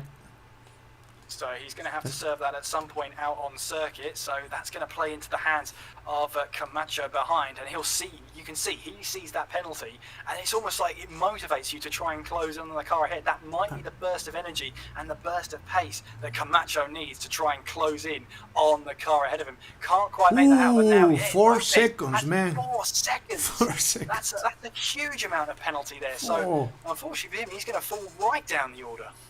Oh my! And there is a rule in the rule set that you have to. It's not like in the World Tour in the FIA. Here you have to get out the penalty in the lap you are or in the next lap, but no more, because you have 5 extra seconds if you didn't take out your penalty. So very difficult situation for Antonio. I guess Daniel Camacho is going to almost overtake him. Absolutely. I mean, with 3 seconds, I mean, he's trying to lift and coast as much as possible, but that's only going to help Camacho here as they make their way now down towards that start-finish straight. We're only on lap number 8. We've got 20 laps to go here at the circuit Sardegna, which is just absolutely amazing. We see some great racing so far. There is your race leader in Romero here, leading the way for the ERM team. Following close behind is Gallo there, or Gallo, I should say, second place in that Williams car. Then it is Cases in third place there. There is Santos in fourth place, Camacho in fifth, but Simaues in sixth. And you can see there, Lopez is... Santos. I keep getting his name wrong. He's got to lift off at some point. Now down to 2.7 seconds, but Simaues sees Danny Camacho here under a little bit of pressure. That could go against him. Under pressure is Antonio. Oh my, he has to get out of this penalty in this lap before the main straight. He's managing very well the penalty, but he has to take it away now in the straight. He's now down the start finish straight. He's got 1.9 seconds to lose almost as he makes his way now down the straight. Now is the moment. Too late. Oh, he's just about going to make it there, so he'll now get back up to speed. But there goes Simaues. We've got Danny Camacho in the pit lane, and Simaues there will go round the outside and takes that position away. That's exactly what he wanted there, and you can see now Salazar fancies his chances on the Frenchman then as they make their way in towards almost turn 3 there, heading now towards turn 4. Camacho has just pitted and now rejoined, so we're expecting for him a 2-stop strategy for the Spaniard there. I think it was good. Antonio was lucky that Camacho entering on the pit. Only one position he lose. Yeah, absolutely. There is Lopez then in 13th place. If you missed the earlier incident at the start of the race, he got caught up, went into the wall, then got hit from behind as well from Deacaye. But for Deacaye, there was just nowhere for him to go, and he hit the back of the Williams car. But in the meantime, though, he's still in 13th place, and you never know. The great thing about motorsport is it's not over till it's over. It's not over until that checkered flag waves. Yeah, right. And Nico is also with the fastest lap of this race till now. And as I told you, Nico lately is on fire. He's very, very strong in the last races that we saw from him. And we see Romero there just trying to extend his lead. That is an R70 car in the pits. That's Garcia. We've also got Gutierrez in the pit lane. That is Jay Gutierrez making his way now out of the pit lane and in 11th place. Following him close behind is Garcia there, who's just rejoined just behind the car ahead. Meanwhile then, that is Romero still leading the way, and it looks like here the one stop is probably the way to go for the leaders at the moment. They've got good pace still at this stage of the race, even with those tyres, even with that fuel as well. Oh, that's a big moment there, big moment for Gallo. He just about keeps that car in check, but he's lost momentum. Let's have a replay of that one. Just about kept that one in check, and we'll see. I think he might have just been too heavy on the loud pedal there. Let's see, just a little bit twitchy. Oh, he actually got onto the gravel there. That's why he lost control. So he's lost even more momentum there. So just a lapse of concentration from Gallo there, and he's into the pits. Yeah, maybe the status of the tires is not the goodest one. We see very, very quite often not making mistakes, Valerio Gallo. So good news for Euromaster. He's definitely not right now. Yeah, we've got a battle here between the Santos, the Frenchman here, coming up against, I believe, this is Salazar, making his way now on towards the sort of back straight, if you like, into the slipstream he will go. And of course, if you remember, it was a move from Simaues whilst Santos was taking the penalty. He got that move done, and now it's the turn of Salazar to try and make his way past the Frenchman. I mean, for Santos there, to receive 4 seconds worth of penalties, he must have run wide badly somewhere, or at least cut a corner, because it's not often you see such a huge penalty added. Yeah, he managed very, very well, but it was impossible to keep the position with this kind of penalty. Maybe he's blaming on the game. We don't know, because he gave this penalty, and now he's in problems with the offset guys. Absolutely, and Salazar's just biding his time here, as you can see there. Santos just about keeping it in check at the moment, but he feels that pressure from Salazar behind him as we now make our way in towards what you think is turn 4. Dorifto. Keep that under wraps. Wow! Immense control there from Salazar, but he just strayed onto that grass, onto that gravel there, and it's cost him a lot of time. Let's see if we can get another replay of that one. Fair play to him. Yeah, here he comes. Yeah, missed his breaking point, ran wide onto the gravel, and that's allowed Gaio to catch up. The Italian here will want to try and make his way past Salazar as soon as possible. Gaio, of course, has already pitted in this race, I do believe. So yes, he's now trying to make his way through the field on fresh tyres and trying to get the best out of this stint. He will not appreciate the traffic of Salazar ahead of him, though. Well, a lot of points for Carlos Salazar if we're the drifting mode, but this is the super competición de escuderías, and Valerio Gallo, Bracer, is going to reach the Portuguese. Yeah, absolutely. But you can see Gaio here putting Salazar now under that pressure. Lots of pressure, lots of cracks in the drivers here being shown tonight. But at the moment, Romero has just shown he's getting on there. And Gaio getting a little bit onto the grass there on entry. I thought he was going to lose that one. Salazar, though, making a mistake. Gaio swoops in then on the inside to take the position away. He had no second thoughts about that one. And Gaio now moves up to 5th place ahead of Salazar on the fresher tyres as well. And for Gaio, he's on a 2-stop. He's got to make these overtakes as soon as he possibly can.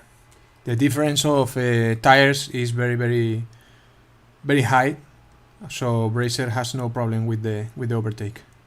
Let's have a look and then see what Gaio there. You can see there Salazar got onto the curbs then. That cost him his exit, and well, Gaio took no second chances there and just swooped in to take that position away. Lovely move from the Italian, but he's got so much more work to do. As we've got a car into the pits. It is Cases who is in the pits. Following him is Simaues, so there goes Gaio, through they go. They're on the one-stop strategy, so they'll be pitting and now going to the end of this race, putting on the softest tyre possible, fueling up now to the end. They've got to try and keep their driving as smooth as possible in these closing stages.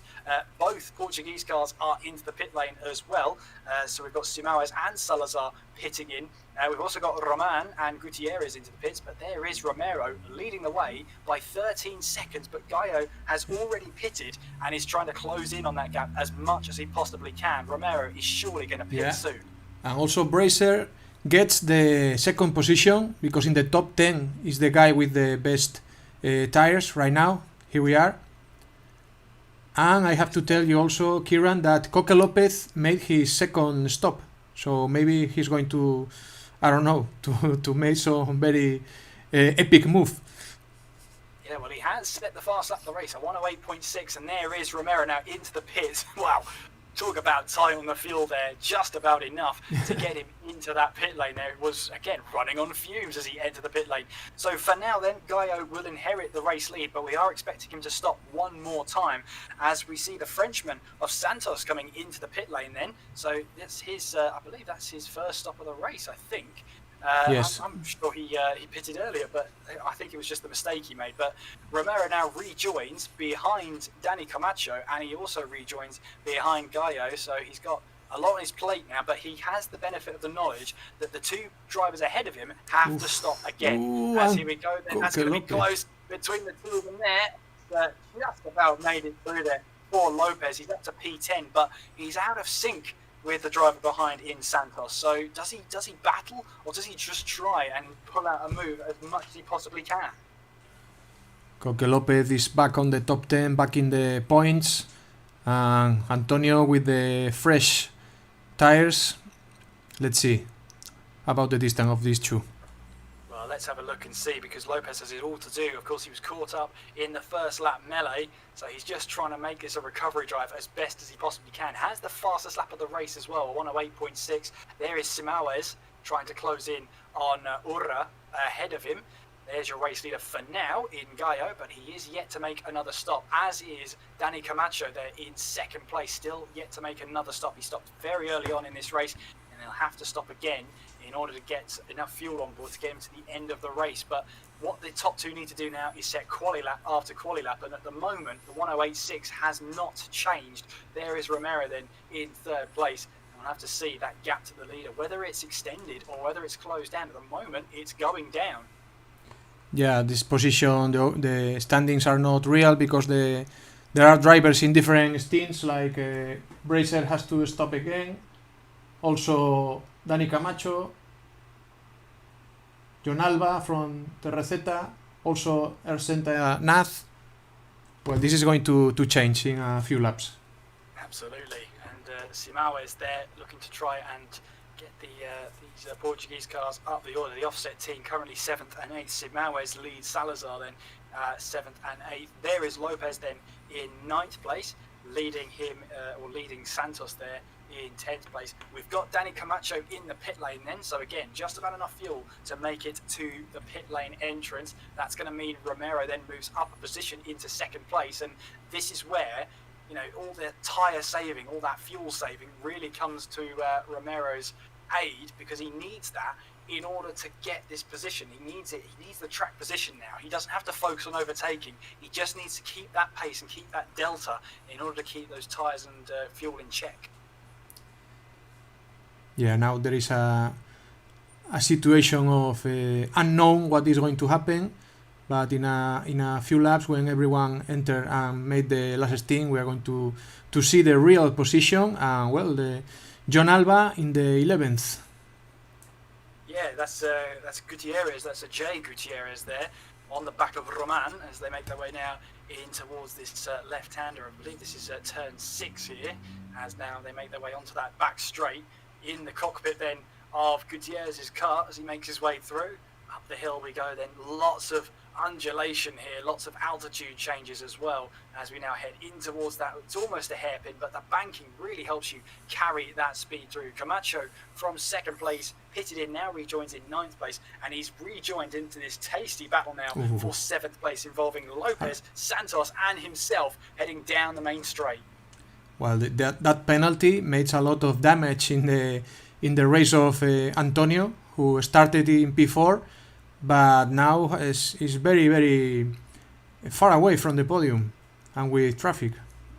Yeah, absolutely, and he's got to get a move on here, has Santos, but at the moment 7th place is the best he's doing right now. Oh, that's a move from Dani Camacho up the inside in towards the turn 4 there, but nothing doing there, and that caught me off guard, let alone Lopez there as he made his way through. Oh, sorry, that's Santos there. It caught him off guard for sure, but he left the space. But Santos there just being caught a little bit off guard. We've got Lopez there under pressure. There, meanwhile, is Gallo leading the way. Romero in second place, 11.9 at the moment. So the gap is increasing, but at the moment, Gallo has to pit in again to take on more fuel. And there is Santos on the outside there. There's Camacho on the fresher tyres on, well, in theory, less fuel. He's got the move done, and Camacho is up to 7th place. His next target now is Lopez. Let's get another look at that one. As you see that he's on the outside, which he's going to do on fresher tyres. He's got more grip than he knows what to do with. And Santos round the outside there. Oh, there was contact between the two of them. That's where we joined. And there you can see Camacho getting the move done there. So that's how Camacho made his way through. He just took advantage of two cars battling. Yeah, Camacho was pushing Antonio. Antonio tried to push and overtake Coque. It was not possible. And Camacho in the same time of lap that Antonio, not a problem to overtake. Like before that touch. Yeah, absolutely. So at the moment, then Lopez in 6th place. Will he have to make another stop though? That's the main thing. This is Samawes there in 4th place. We've got Gallo in the pit lane now. So Romero, this should be him getting the race lead once again as they make their way now down that start from the straight. Romero then will take back the lead of the race here. You still see the Italian Gallo still in the pit lane. So where will he rejoin? Here's Cassis there making his way now down the start finish straight. And I think, yeah, that is Gallo just about making his way into second place. So pretty comfortable as well. Now it's 6.4 seconds between himself and Romero. I'll tell you what, game on. And the last man who made the last stop is Coque Lopez. It's very difficult for him to take the top 10 now. But Bracer has a very good second place. And also very good race of this man, Etikarting, Eric Cases. Yeah, absolutely. Cassis doing a really good job, but he's got the two Portuguese drivers of Simões and Salazar behind him, looking to try and take advantage and try and get a move past. They've been really quick today, the offset cars, especially in this race, and they'll be wanting to try and round it off with at least one driver on the podium. Camacho in 6th place, making his way through. So obviously with the Williams driver of, I believe that was Lopez there, making his way into the pits. That's now released the both of them. Roman here is trying to hold off De La Calle as we make our way now down towards the fast right-hander here. We've seen incidents happen there before this race, but De La Calle gets the move done ahead of Roman there. And we've also got Urra in 12th place looking to try and take advantage. The two of them are still battling ahead of him. And then we head towards the start-finish straight now. Not long to go now. 7 laps to go in this race. As you can see, are we going to see a 3-wide moment? Surely not now. Here we are. We are going to see a 3-wide moment now. Down towards turns 1 and 2 we go. This won't end well, will it? Oh, somehow it does. Somehow De La Calle gets away through. Urra now into 11th place. And Roman into 12th place. Somehow they made that work for him. So here comes Urra now down the inside in towards turn 4. A little bit of contact made between himself and De La Calle, but now making our way in towards turn 5. Urra's on the outside. You can see that Roman is up the inside now. Somehow Fonso, they're all facing the right way still. They are fighting just for 1 point, but a point decides everything. To be P3 or P4 in the final of the Super Competición, it's gonna be determined for only 1 point. So this battle is becoming important. Absolutely, and you've got Lopez as well behind. Coque Lopez is looking to try and close in. If these three keep battling, then that's going to mean he closes in even more. Even if Williams just get a single point in this race, that's better than nothing than what they're getting right now with the driver there of Lopez. There's your race leader in Romero. The Italian there of Gallo is in 2nd place in the Williams there. 4.5 seconds separates himself and Romero. To tell you something, the gap is coming down between the lead 2 drivers, and with only a handful of laps to go, this could be a chance for Gallo. The only problem is, will he have enough time to get there? For 4 laps, 4 seconds. Let's see the difference when they over the lap. And another thing, Kieran, is that 4 laps remaining, 4 laps left, and the offset, the Portuguese team is P4 and P5, is a very good bunch of points for tomorrow, having serious options to get the final podium. Absolutely, and Romero has now started lap 23. We have 5 laps remaining here at the Sardegna circuit. There you can see Gallo in 2nd place and really trying to close in on the race leader as best as he possibly can. It's not been a great day for Williams here in both races. They have fallen short in both races. This time it's been a lot worse for them. And at the moment you've got the Frenchman of Santos for ERM down in 7th place, so it could have been worse for Williams, that is for sure, but it could have been a lot better for them. There is Cases in 3rd place. He's being closed in by Simões, and there is that is Salazar then in 5th place. Then it's Danny Camacho in 6th place. 7th place is the Frenchman of Santos. In 8th place, that is I'm losing track here. It's Garcia. That's what I've written down here. And then we've got 9th place of Gutierrez, 10th place of De La Calle, 11th place of Urra, 12th place of Lopez, 13th place of Roman, and 14th place is M. Gutierrez. Is the last runner right now. I believe all 14 drivers are still in this race at the moment. Yeah, and many nor less amount of times you see Williams out of the points, and well, Paul with that error. Well, that's going to be an easy position for Lopez to have then, because Order has made a huge mistake then going through that infield section. I think we're going to get another look at this. So he's through the banking here onto the curb. Let's see what happens, because he lost that car and just handed that position away. Oh, he gets onto the grass on the inside. That sends him wide, and well, Lopez says, thank you very much, I'll take that P11. And that's Order now into the pits, and he's got, he might have damage on the right-hand side there. Maybe, yeah. And I just said that a few times you saw Williams out of the points, but Koke is doing again. Yeah, he's got DK ahead of him. That's for a point then in this race. So again, a point will be so much better than nothing at all for Lopez, especially after the race he's been through. A recovery drive into the points will be exactly what he needs. 3 laps to go then. Romero leads by 2.8 seconds. Well, Gallo is doing his absolute best to try and close in, but at this rate, he will not catch the race leader.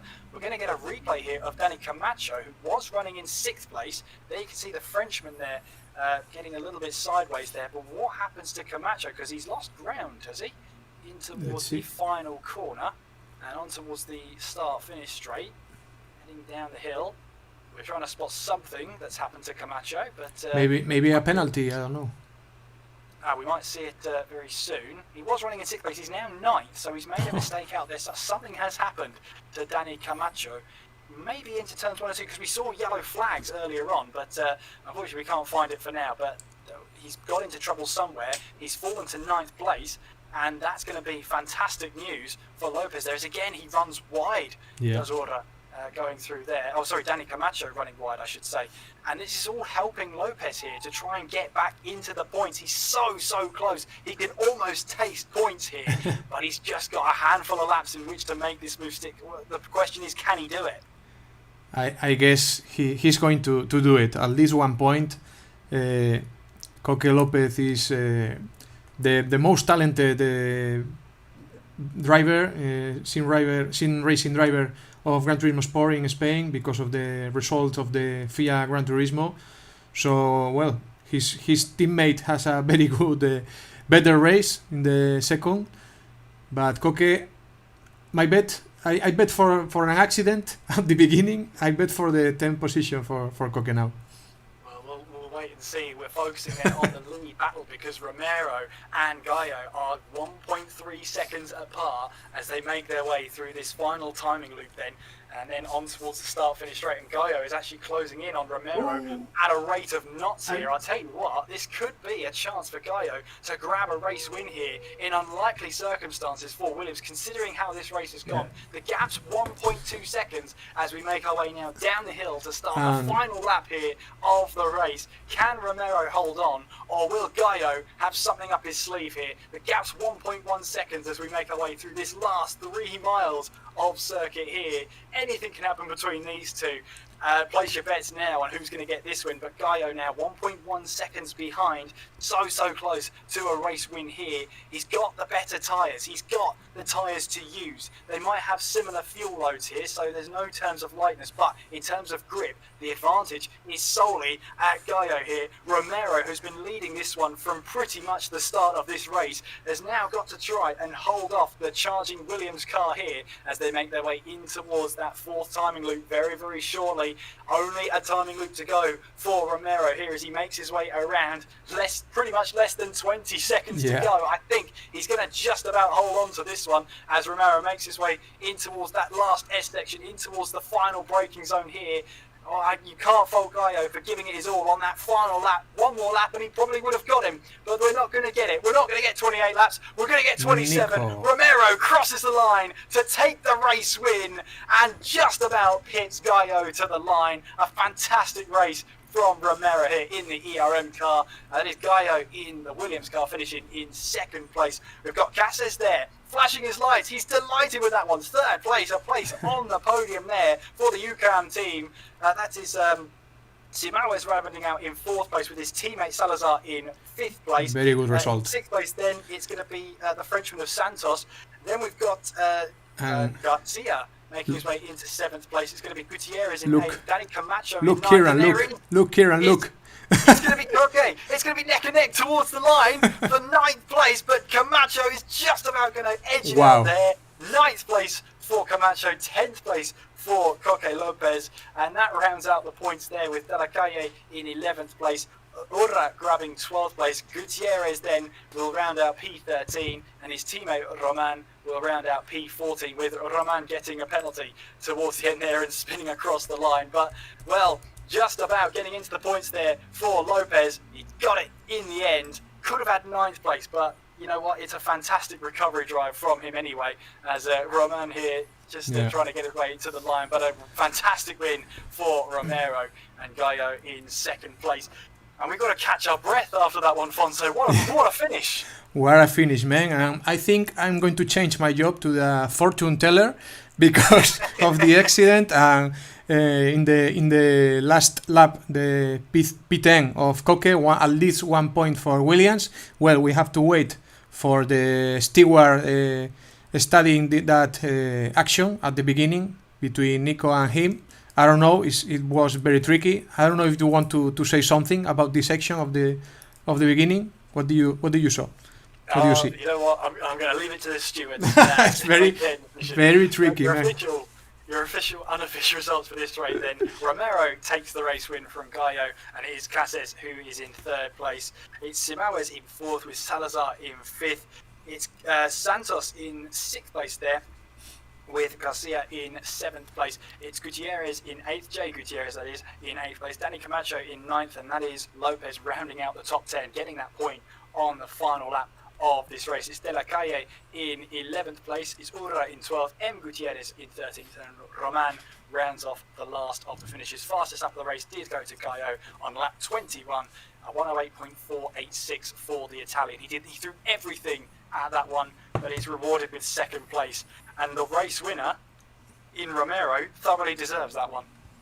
Yeah, for sure, our Spanish narrator mates, José Luis Montiel Monti and Sergio Valverde, they also scream and enjoy like us this race. It was very, very, very thrilling, and now this is these two races. The teams, for sure, they are thinking about tomorrow, and now we have to take the calculator when we have the results, the overall result.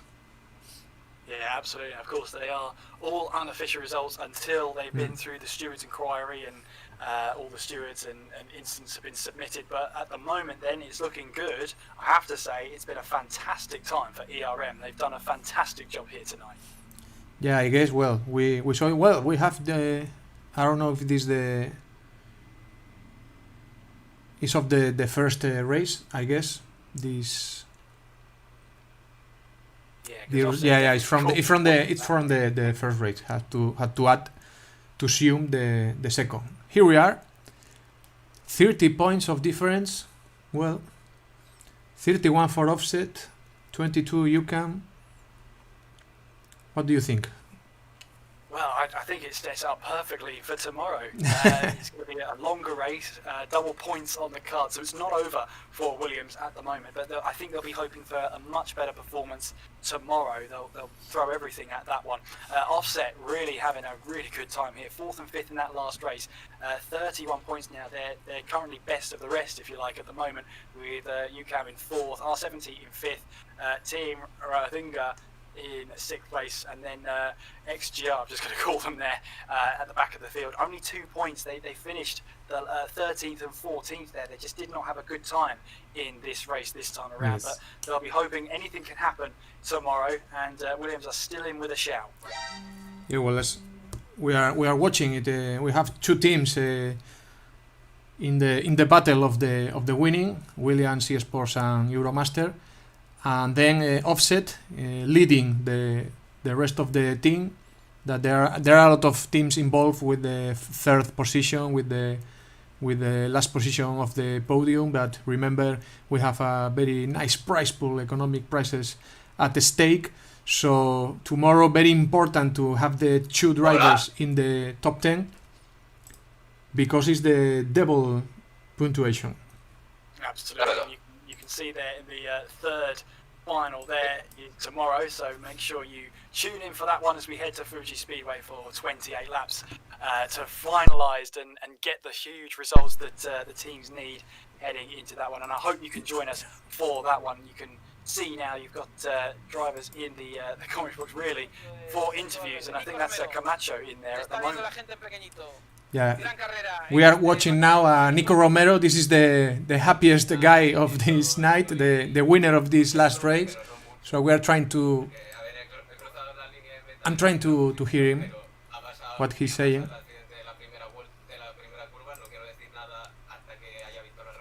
They are speaking about the first corner. He didn't want to say nothing before he watched the replay, refile.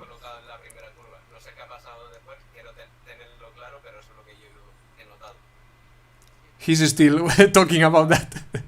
That he didn't know how happened exactly. What happened.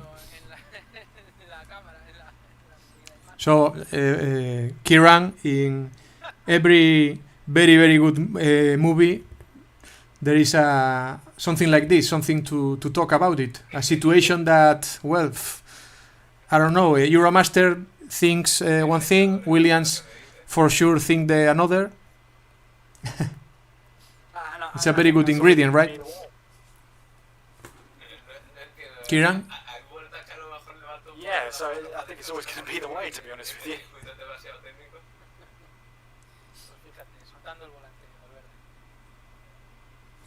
Of course, we've got the interview here, Fonso. I wonder if you can just give us an insight into what the drivers are saying. And obviously, that first lap incident is, of course, going to be under review. I think lots of teams are going to submit that one.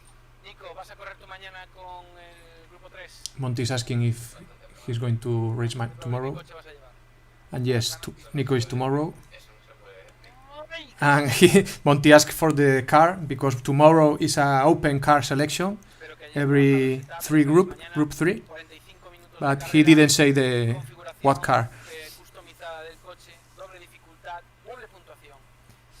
And also another thing is the double score, but also double difficult, because tonight the drivers has the same setting, the same setup, but tomorrow it's not going to be fixed, the engineers' time. It'll be their time to shine, absolutely. So whether it's a quote-unquote level playing field tomorrow, or at least today, tomorrow we'll have none of that.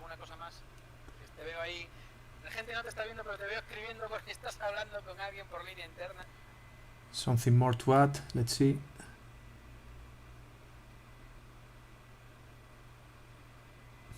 Nothing.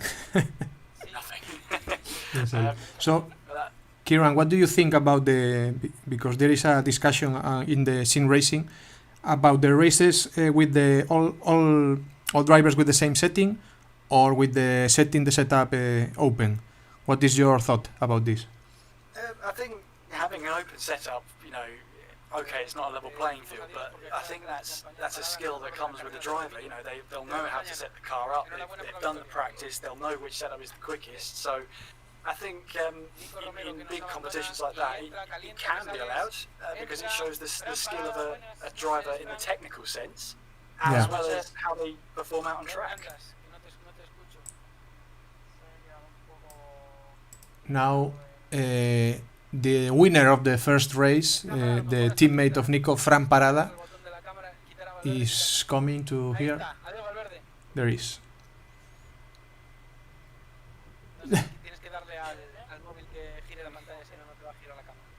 He's smiling. Well, I think I can translate that one, Fonso. He's very happy.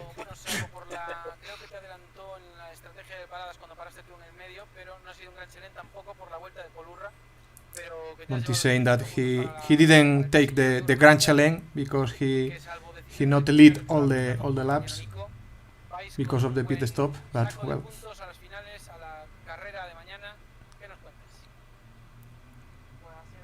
And I get that the tomorrow Fran Parada is gonna be the second driver of the tomorrow race.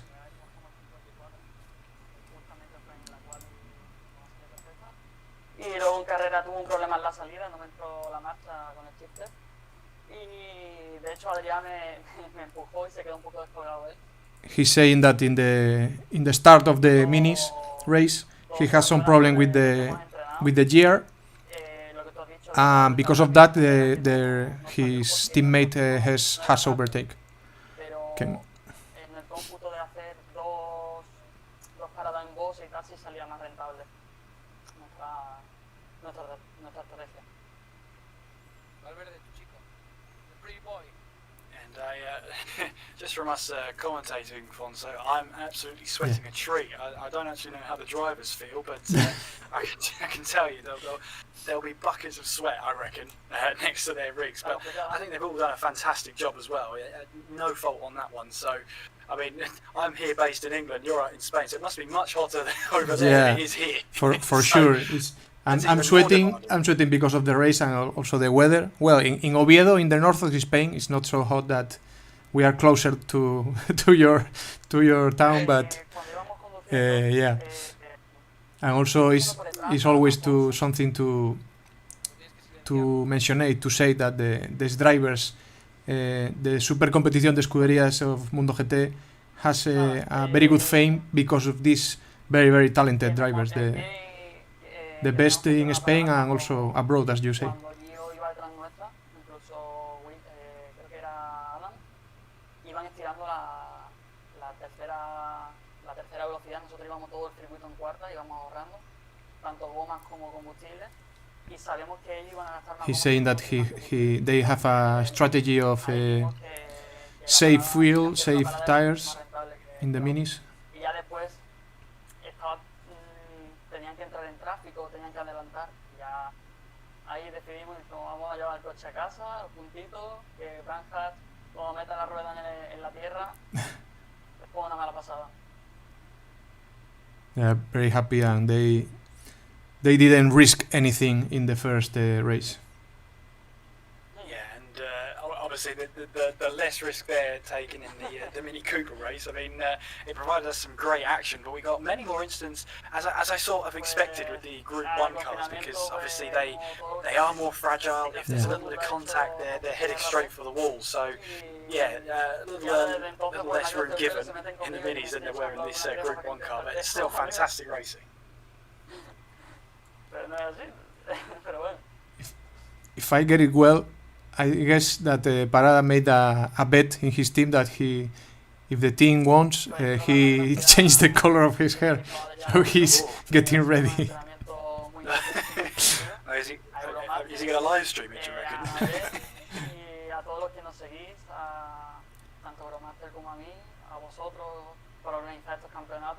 And now he's giving thanks to all the spectators, the Euromaster team, to us. Desde luego. No me digas más, lo has hecho con un T300. Exactamente. I just want to say as well, it's been an absolute pleasure to be alongside you, Fonso, for the first English stream. I hope you all enjoyed it at home as well. It's always the interview part is going to be the tricky part, because Fonso's going to have to translate to all of us what the drivers are saying. But I'm pretty sure that the smiles on the face are a good translation of how they're feeling, at least. Yes. Una de nuestras Sim Racing Stars, porque no solo está dando el callo aquí en la supercompetición, sino los jueves en otra gran competición con los mejores pilotos. And Monty is saying, I said during the stream that we have another individual competition with Coque, Nico, and this guy, Fran Parada. And the last race, Nico wins to Coque, and we don't know what happened in the first corner in this race. Very, very good drivers at the same time. Shit. So Euromaster is the leads the way till tomorrow. Gracias a vosotros. Hasta luego, chicos. Yeah, so Euromaster pretty much in a position where they need to be at their very best. Can Williams though take any sort of sense of double points with them into the final round? All we can say though, Fonso, is make sure you tune in tomorrow to find out. Anything can happen tomorrow, because imagine that Euromaster of Williams has some I don't know, technical problems or an accident like tonight. So you can't know what is going to happen tomorrow. Everything is possible. And hopefully you will join us for that last race. As you can see on the top there, it is tomorrow. Fuji Speedway, 28 laps. And you can also see those competition tyres or the race tyres. Every single one can be used. You've got the tyre wear at 7 and the fuel usage at times 5, but we'll leave you there with the final results of tonight. They of course are provisional, subject to Stewart's inquiry, but Euromaster 30 points clear at the moment of Williams JIM, with Offset maybe an outside chance of getting something there. With the double points tomorrow, anything can happen, so make sure you tune in and don't miss a thing. This English stream has, I think, gone pretty well, Fonso. I don't know about you. Yeah, I have a lot of fun. I can practice my just perfect English, but it was very fun and entertainment with you. Tomorrow, Fuji is one of my favorite top 3, top 5 circuits, with the very long straight. Group 3 cars, with the battle is allowed. So tomorrow, more and better. And well, thank you very much for watching the English stream. Hopefully we will see you tomorrow. And until next time, thank you very much for watching, and we'll see you tomorrow. See ya.